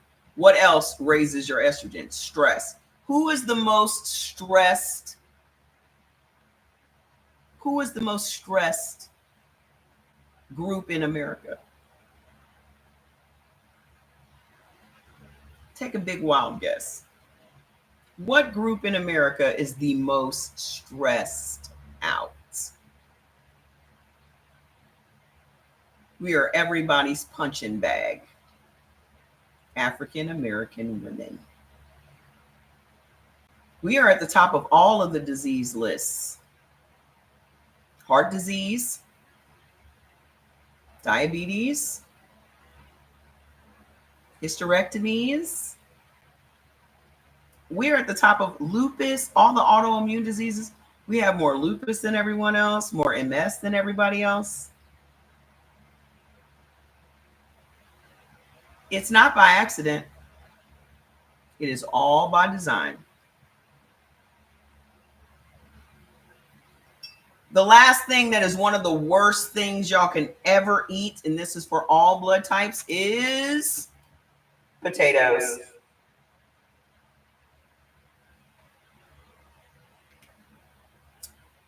White potatoes, sweet potatoes, russet potatoes, Idaho potatoes, yams, cassava, all of that.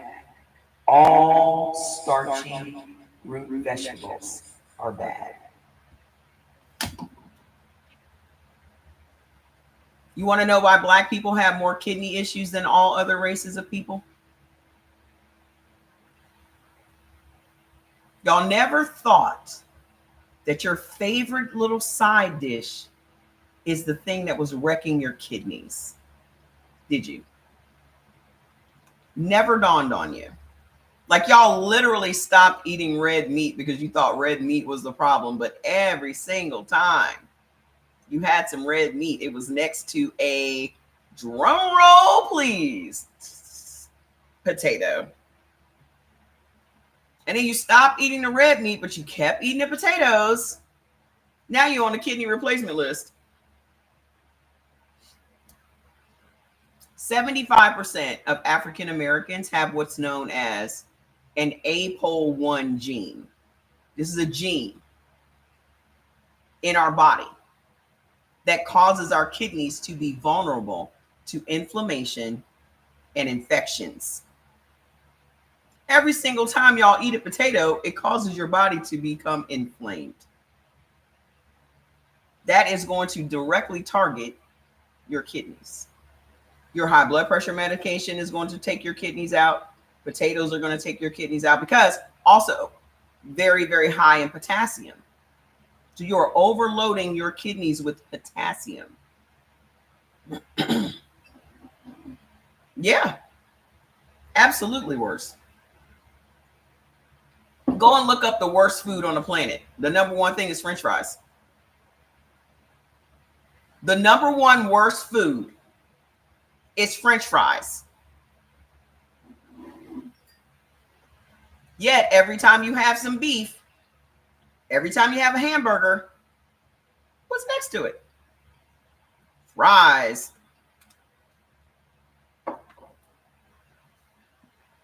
So I know that you love potatoes. And again, rule of thumb, the thing that you love the most is the thing that hurts you the most.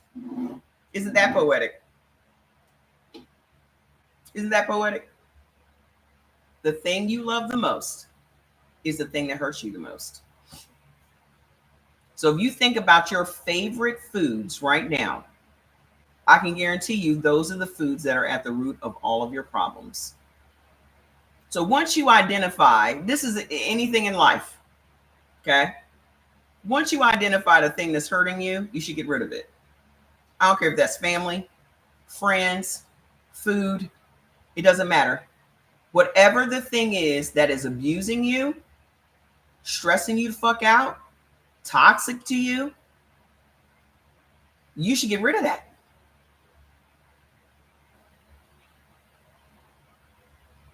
So if you want to know why you have the illness that you have today, I said for every blood type, potatoes are bad.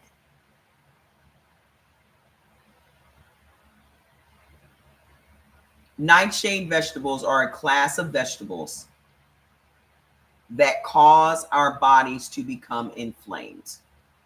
Potatoes, tomatoes, okra, eggplant, sorrel, tobacco, tomatillos, all of those things are nightshade vegetables. Okay?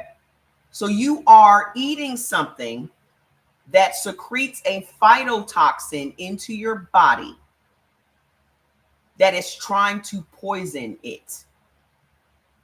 Okay? Because the defense mechanism of that family of vegetables is to secrete a toxin into whatever is threatening it. So if that tomato or that potato was sitting out in a garden and a caterpillar came along and started trying to eat it, remember, these things are living things. It's going to secrete that toxin to kill the caterpillar. Well, we're still eating those foods. It is still putting those phytotoxins into our bloodstream, which is then making our body believe it's being attacked. When our body believes it's being attacked, it is going to inflame itself to protect the organs. That's just how the body works. So you are voluntarily and on purpose eating something that is going to cause you to become inflamed. You guys are eating a food that is threatening to your own body. Imagine how stressful that is. Y'all always talking about how stressed y'all are. The number one way to stress yourself out is to eat the food that your body hates. Your body never has an opportunity to even rest or relax because it's trying to expel something out of your body that you done put in it that's all wrong for it. Y'all won't put no sugar in your gas tank, but you'll put sugar in your body. Potatoes are sugar. They're going to raise your blood pressure. They're going to take out your kidneys. They're going to cause all kinds of problems in your body. Is it worth it? Is it worth it? Y'all are eating yourselves to death.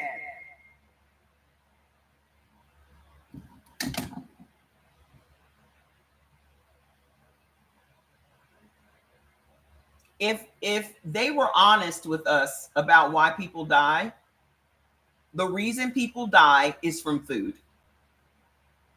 Because every single disease that someone has developed came from the food that they're eating. So if you want to drill it down to what was the root cause of the heart attack, what was the root cause of the stroke, what was the root cause of the cancer, what was the root cause of this or that or the other, it was their lifestyle.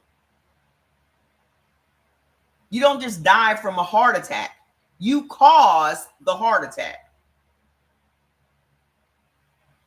Every disease that you were not born with, you created.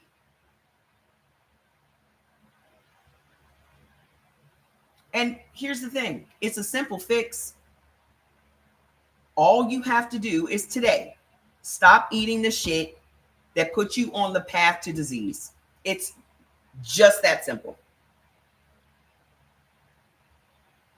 It's just that simple. No medicine, no nothing. This is literally eliminating the shit from your body that hurts you. You're in an abusive relationship with food. The food that you love is beating your ass. Nobody has hurt y'all as much as food has. Nobody. How many of your friends have created disease in your body? How many of your friends gave you diabetes? How many of your friends gave you cancer? How many? Y'all be the same people talking about, oh, I'm gonna give me a new crop of friends. I'm about to go through and take people off my friends list. I'm about to eliminate all the toxic people from my body, but y'all cannot get rid of them toxic ass potatoes. Y'all go into every new year thinking the new year gonna bring you something different, and you still eating the same fucking food.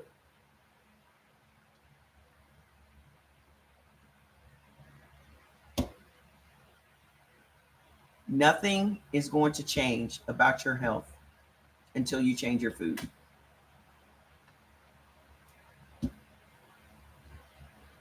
Acid reflux happens when you put something in your body that your body's trying to get out as quickly as possible because it is damaging to your body. Acid reflux doesn't happen because you have an overabundance of acid in your stomach. It happens because you have put something in your body that your body is like, holy shit, is going to cause disease or some type of illness. We have to break it down as quickly as possible and expel it out of our body as quickly as possible. That's what acid reflux is. I breastfed, but my kids went straight to table food. They started with sweet. Ooh. They always say you're never supposed to start your kids off with anything sweet because then they're not going to want to eat other stuff. But I don't know why y'all think that sweet potatoes are so much better for you when they're sweet.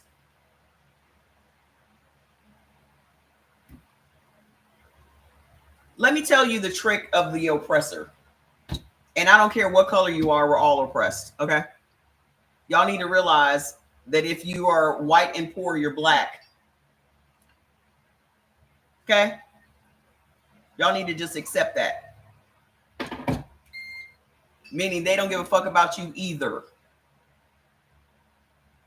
The trick of the oppressor is to make you continue to buy their shit.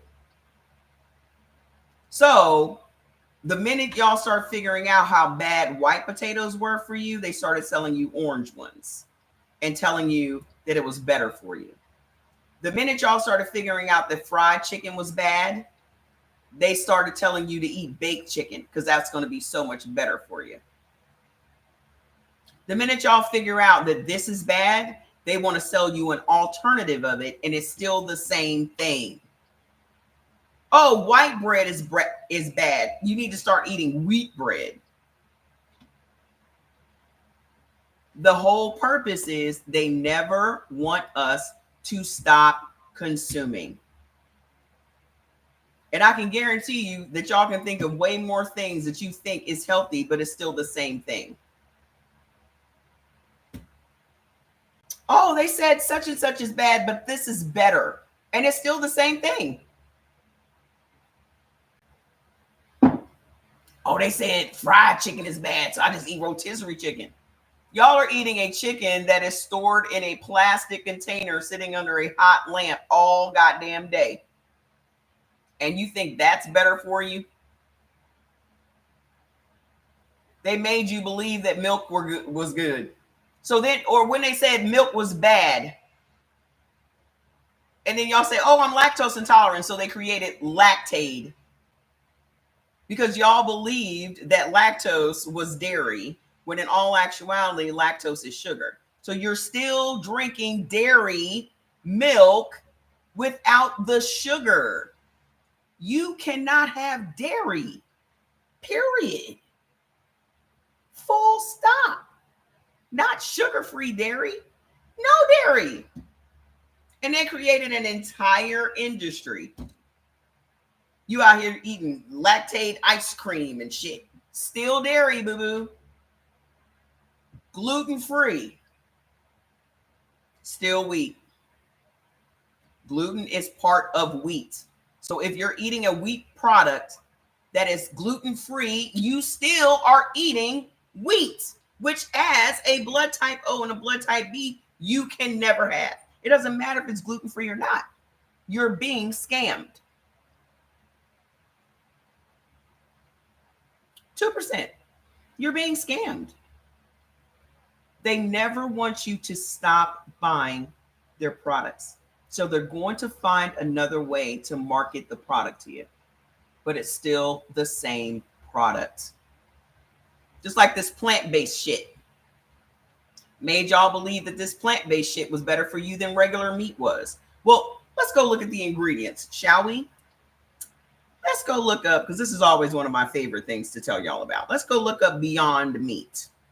They done told you that Beyond Meat was better for you than regular old beef. And you believe, now they got chicken pieces. Lord Jesus, let's go look at the ingredients on the chicken pieces, shall we? Oh, they ain't got no ingredients. Plant-based unbreaded pieces. Look at this shit. Look at this shit. The ingredients are not listed.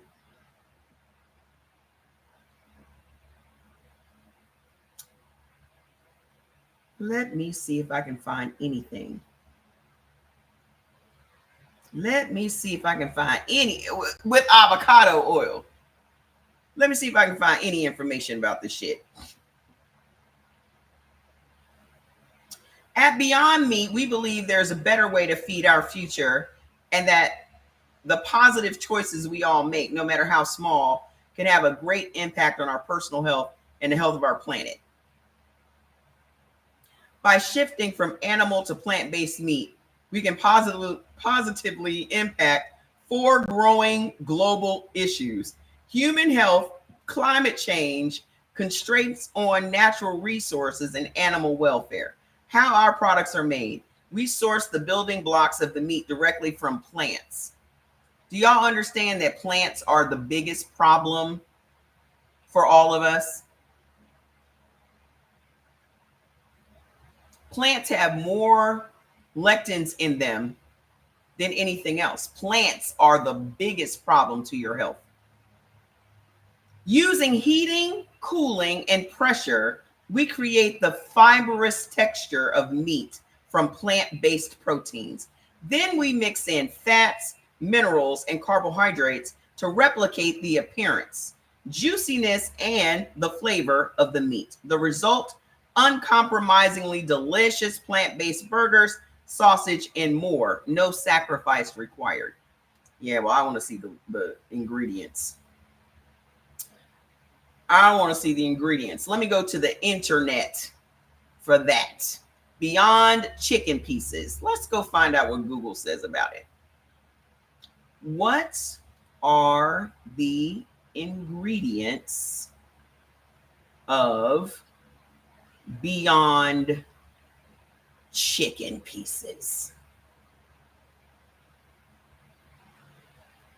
Blech.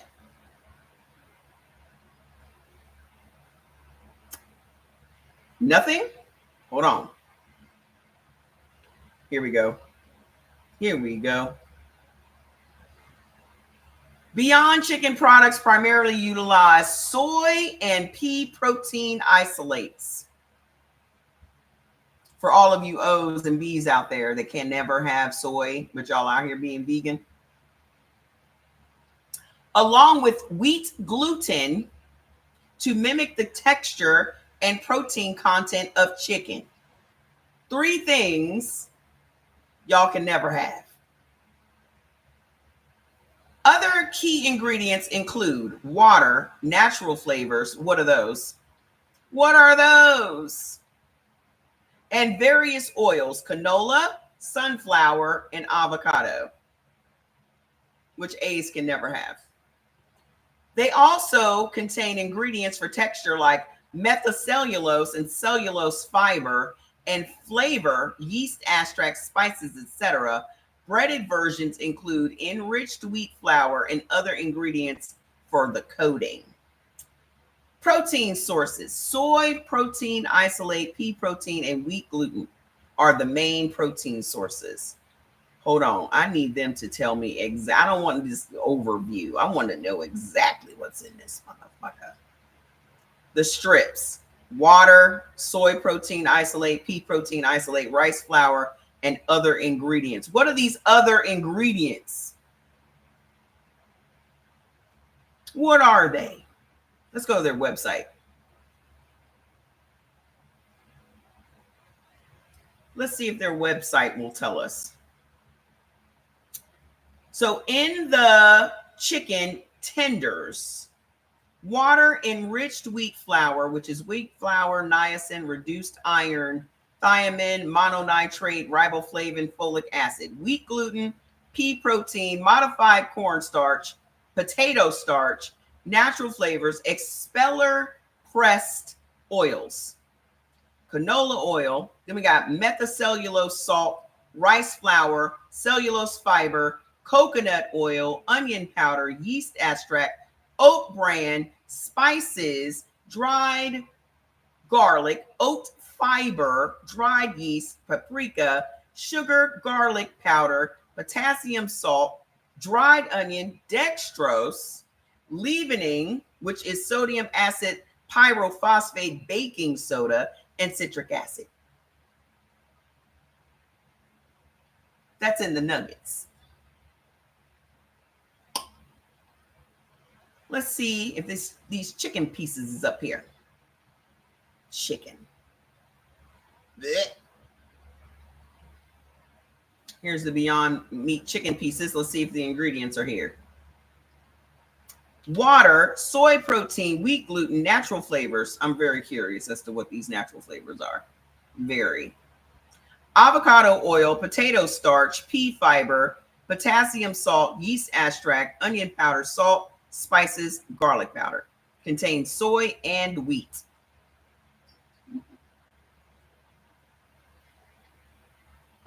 So how is that better for you as a blood type O than beef? How is that better for you as a blood type B than lamb? Beef and lamb only have one ingredient. Doesn't have any expressed oils and soy. And how's that better for you? Let's go talk about the burger. Let's just go to Beyond Meat burgers. Oh, Impossible came up first. The ingredients: water, soy protein concentrate, sunflower oil, coconut oil, natural flavors, methacellulose, cultured dextrose, food starch modified, yeast extract, dextrose, soy hemoglobin, salt, vitamin E, L-tryptophan, Soy protein isolate, zinc, and vitamins B3, B1, B6, B2, and B12. How many ingredients is in beef? Just the one? 1, 2, 3, 4, 5, 6, 7, 8, 9, 10, 11, 12, 13, 14, 15, 16, 17, 18, 19, 20, 21. 21 ingredients in the Beyond Meat. Well, this is not Beyond. This is Impossible. So let's go find out. Oh, hold on. They have what? They have breakfast sausage. Let's find out what the Beyond Meat breakfast sausage has in it. Why am I hearing the same info? What do you mean? Ingredients: water, pea protein, expeller pressed canola oil, refined coconut oil, natural flavors, inactivated yeast, rice protein, methylcellulose, yeast extract, apple extract, pomegranate extract, vinegar, lemon juice concentrate, sunflower lecithin, beet juice extract, carrots, peas are legumes. We know that. People with severe allergies to legumes like peanuts should be cautious when introducing pea protein into their diet because of the possibility of a pea allergy. What the hell? What's going on? This is the breakfast sausage. They also have Beyond Steak. The Beyond Steak is made from wheat. First ingredient is water, wheat gluten, faba bean protein, expeller pressed canola oil, salt, natural flavors, garlic powder, onion powder, pomegranate concentrate, yeast extract, sunflower lecithin, fruit and vegetable juice color. How many oils was that? 1, 2, 3 oils.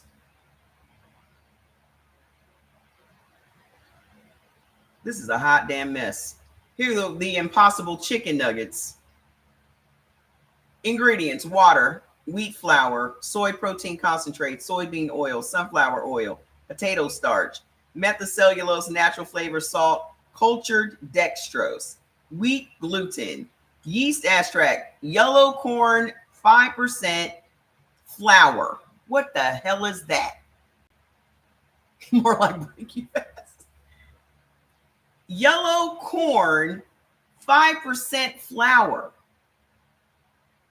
Dextrose, food starch modified, sugar, garlic powder, onion powder, spices, leavening, cream of tartar, sodium bicarbonate, dried yeast, paprika extract for color, vitamin E, vitamins and minerals, zinc, vitamins, all the B vitamins.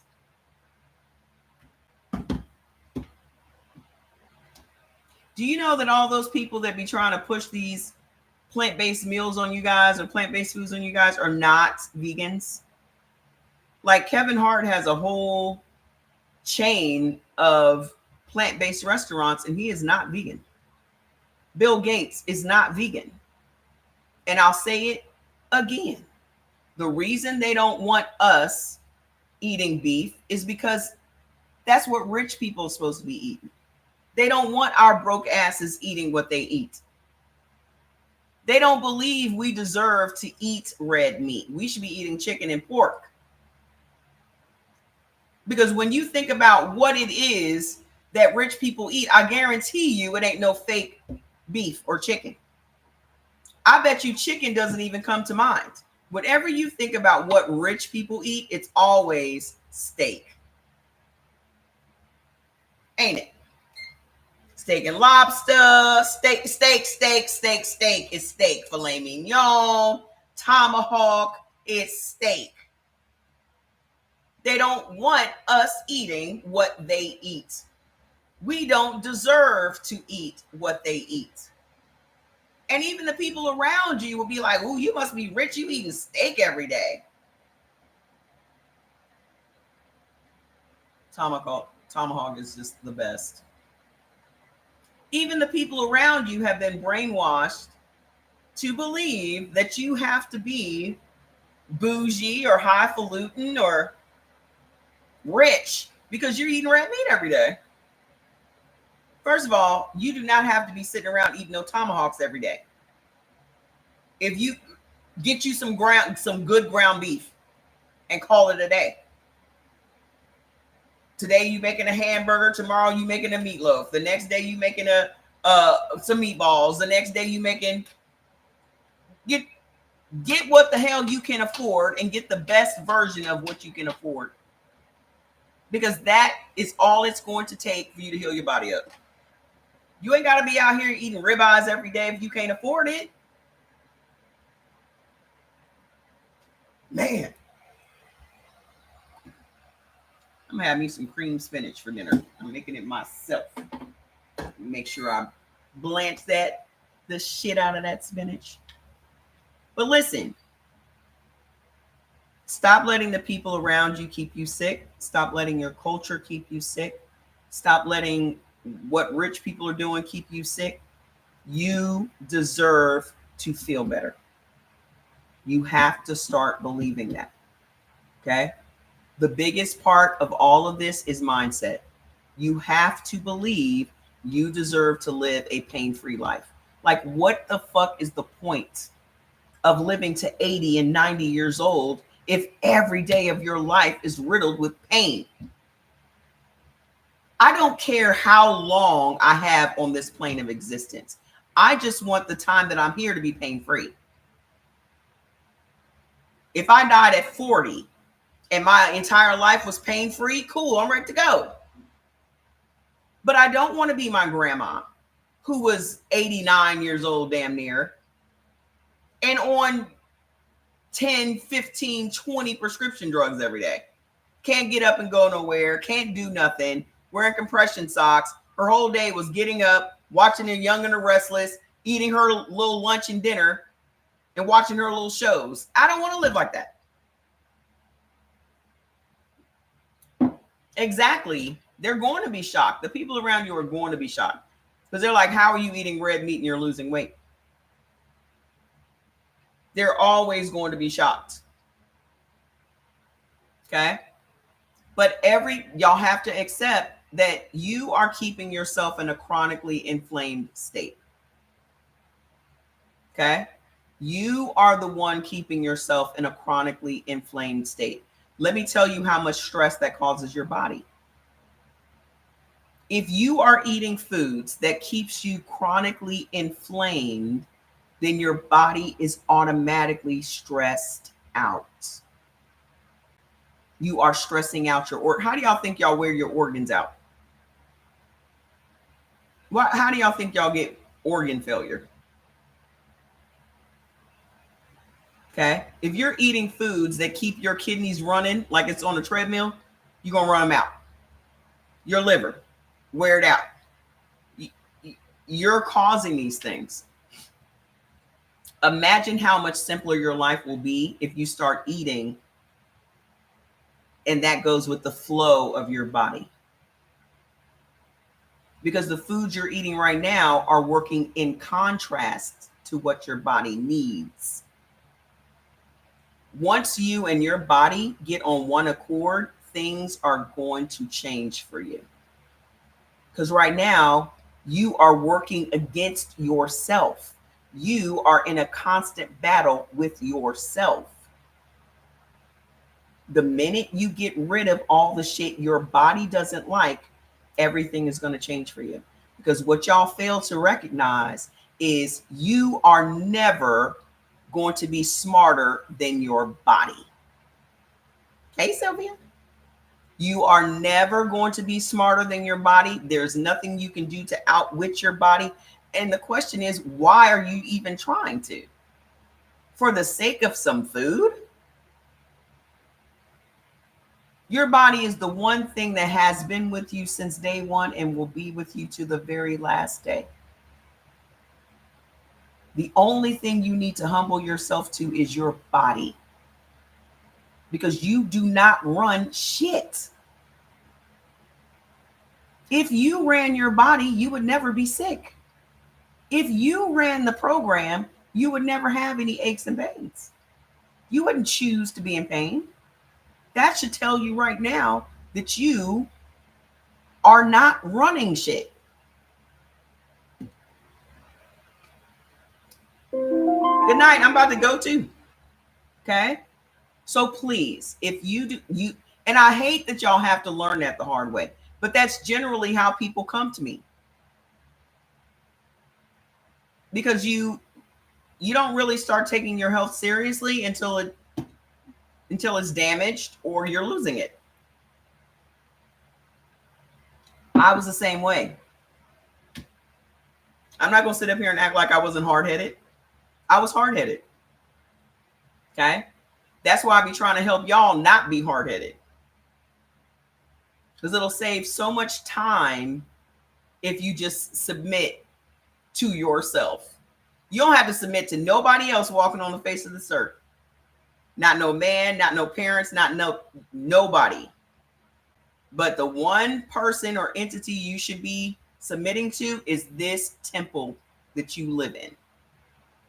Okay? I don't know if food is an addiction. I think that there are emotional issues that people have that causes them to turn to food. The same type of issues that cause people to turn to alcohol and drugs and all that other shit.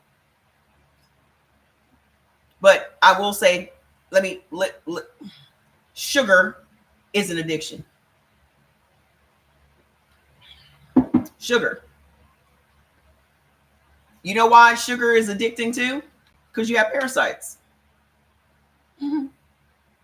Nobody gives the credit to the parasites living in your intestines.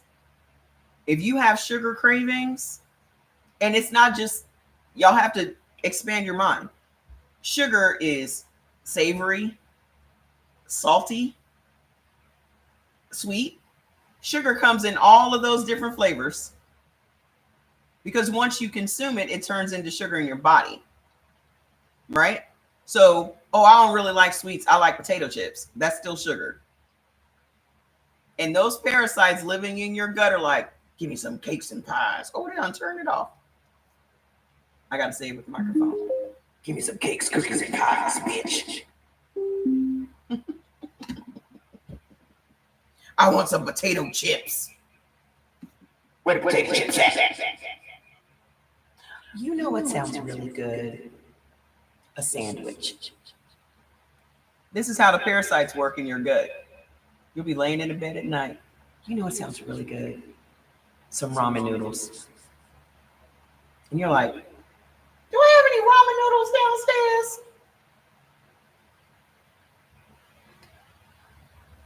downstairs? They just be whispering. Just be calling you. Just be calling me. Just call. Parasites. That's why I keep telling y'all to go get the tea. Get these parasites out of your gut. Just living in there rent free, making you eat potato chips and shit. Go and get one of our, listen, all of the products are 25% off right now for the month of June. That's the tea. That's all. We have so many detox products. We have so many mushroom products and so many detox products. Okay.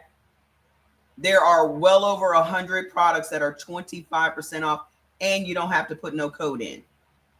Okay. You better take care. Go get it now, because it's not going to be running in July.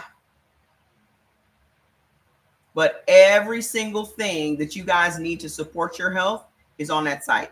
And I've broken it down by your blood type to make it super easy for you to find what you need. Okay. You can create your own bundles. Will worms come out? Why, you gonna be playing with them or something? Why y'all so fascinated with your poop? You better hope them worms come out. Would you rather the worms come out or still stay living in your intestines? You scared to get the worms out of your body? Do y'all understand that these parasites can travel from your gut to your brain? Do you know that why people have anemia is because parasites are eating their red blood cells? How many of y'all have anemia? You have anemia because parasites are feeding on your red blood cells. Do y'all know that these worms have names? There's helminths, there's protozoas, there tapeworms. I detox every fucking day. You know why? Because you eat every fucking day. Better out than in, I always say. Better out than in. Let me tell you a nasty case. This is why I'm so hell bent. This is why I'm so hell bent on detoxing and getting parasites out of your body.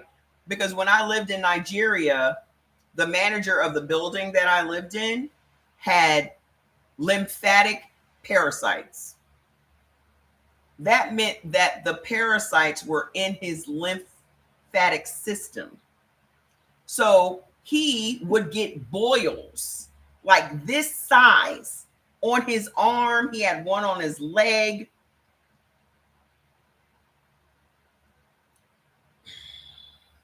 When I tell you it was just disgusting, imagine a ping pong ball under your skin. That's what it looked like.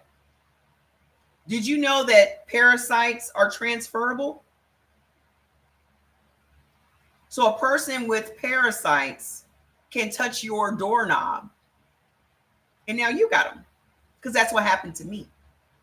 He came into my place, did some work, something changing the light bulbs or something simple, and left. And here I come behind him touching the doorknob or whatever. And now I have a case of the parasites. Well, I had to look on Google and figure out how am I going to get rid of these parasites.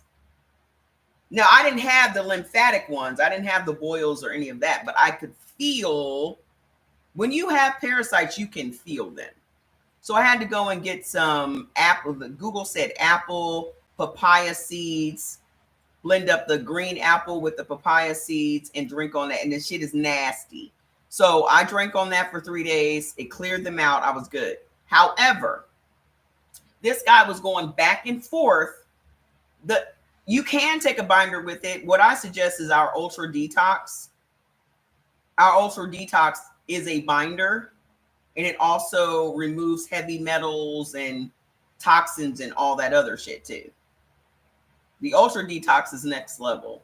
And I think I have that as a package on the site, but you can put it together and get the 25% off. Okay. So he went to the doctor. Every time he would go to the doctor would give him antibiotics, and it would go away and it would be gone for like a month or two, and then it would come back.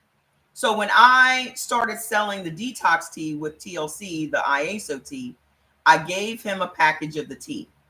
And I said, drink this. It removes parasites from your body. Bop, bop, bop. He drank the whole gallon in a night. Okay. A few days later, the boils were gone. 6 months later, they still hadn't come back. That's the difference between you going to the doctor and getting some antibiotics that are not going to remove the parasites from your body. It's just going to, and you know, parasites lay eggs. That's why you need to actively detox all the time. Because even if you are expelling these adult parasites, worms, they have laid eggs. So in a month or two, those eggs will now be adult worms. Y'all don't understand. Between bacteria and parasites, that's at the root of a lot of shit. Between bacteria, our body's bacteria, and parasites, that shit will kill you. What I certainly do not want is parasites feeding on my brain. You ain't traveling nowhere, sir. So if I need to drink this tea every day, I will. It's not a hardship. It's not a problem. And do. And do. Y'all need to understand that before this modern medicine industry was created, we were healing ourselves and keeping ourselves healthy with tea, spices, herbs, plants. That's what we were doing. Hi, Bubba Cakes. What's going on? Come here. Say hi to everybody. I'm about to go. Come here. Come here. You. Fats, come here. Wait, why can't you be hospitable? Come here, fat boy. He said no, he don't want to talk to y'all.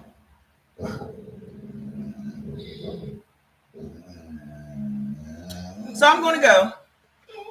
I'll be on earlier tomorrow, I promise. Go ahead, say your little smart comment. I got to stop promising I'm going to be on earlier because it goes by how my day goes. If I can find some time in my day to stop doing what I'm doing to come on here and talk to y'all, that's what I do. Okay? Yeah, I've been on here long enough. That's what it boils down to. That's the honest to God truth. Every day, because you eat every day. Every day. You should drink a cup of tea every day. It's not that hard.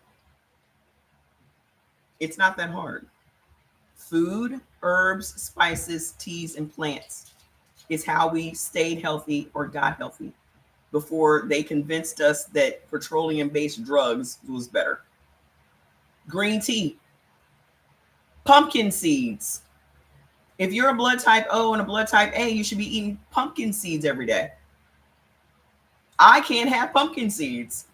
You won't overdo it. And it's not like that tea I used to sell that blew your asshole out. It's not like that. It's not like that. It's not none of that purging tea. So it's not that serious. Okay. Those teas that blow your asshole out are teas that have senna in them. Senna is a laxative. It's not the same.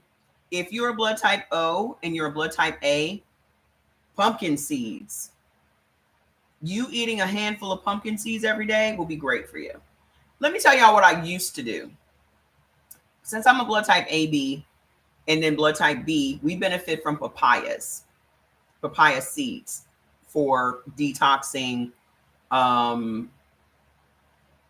here's what I used to do. I used to get the seeds and grind them up. Well, I would bake the seeds, make sure they're completely dry, and then grind them up and use them as pepper on my food because they taste very spicy.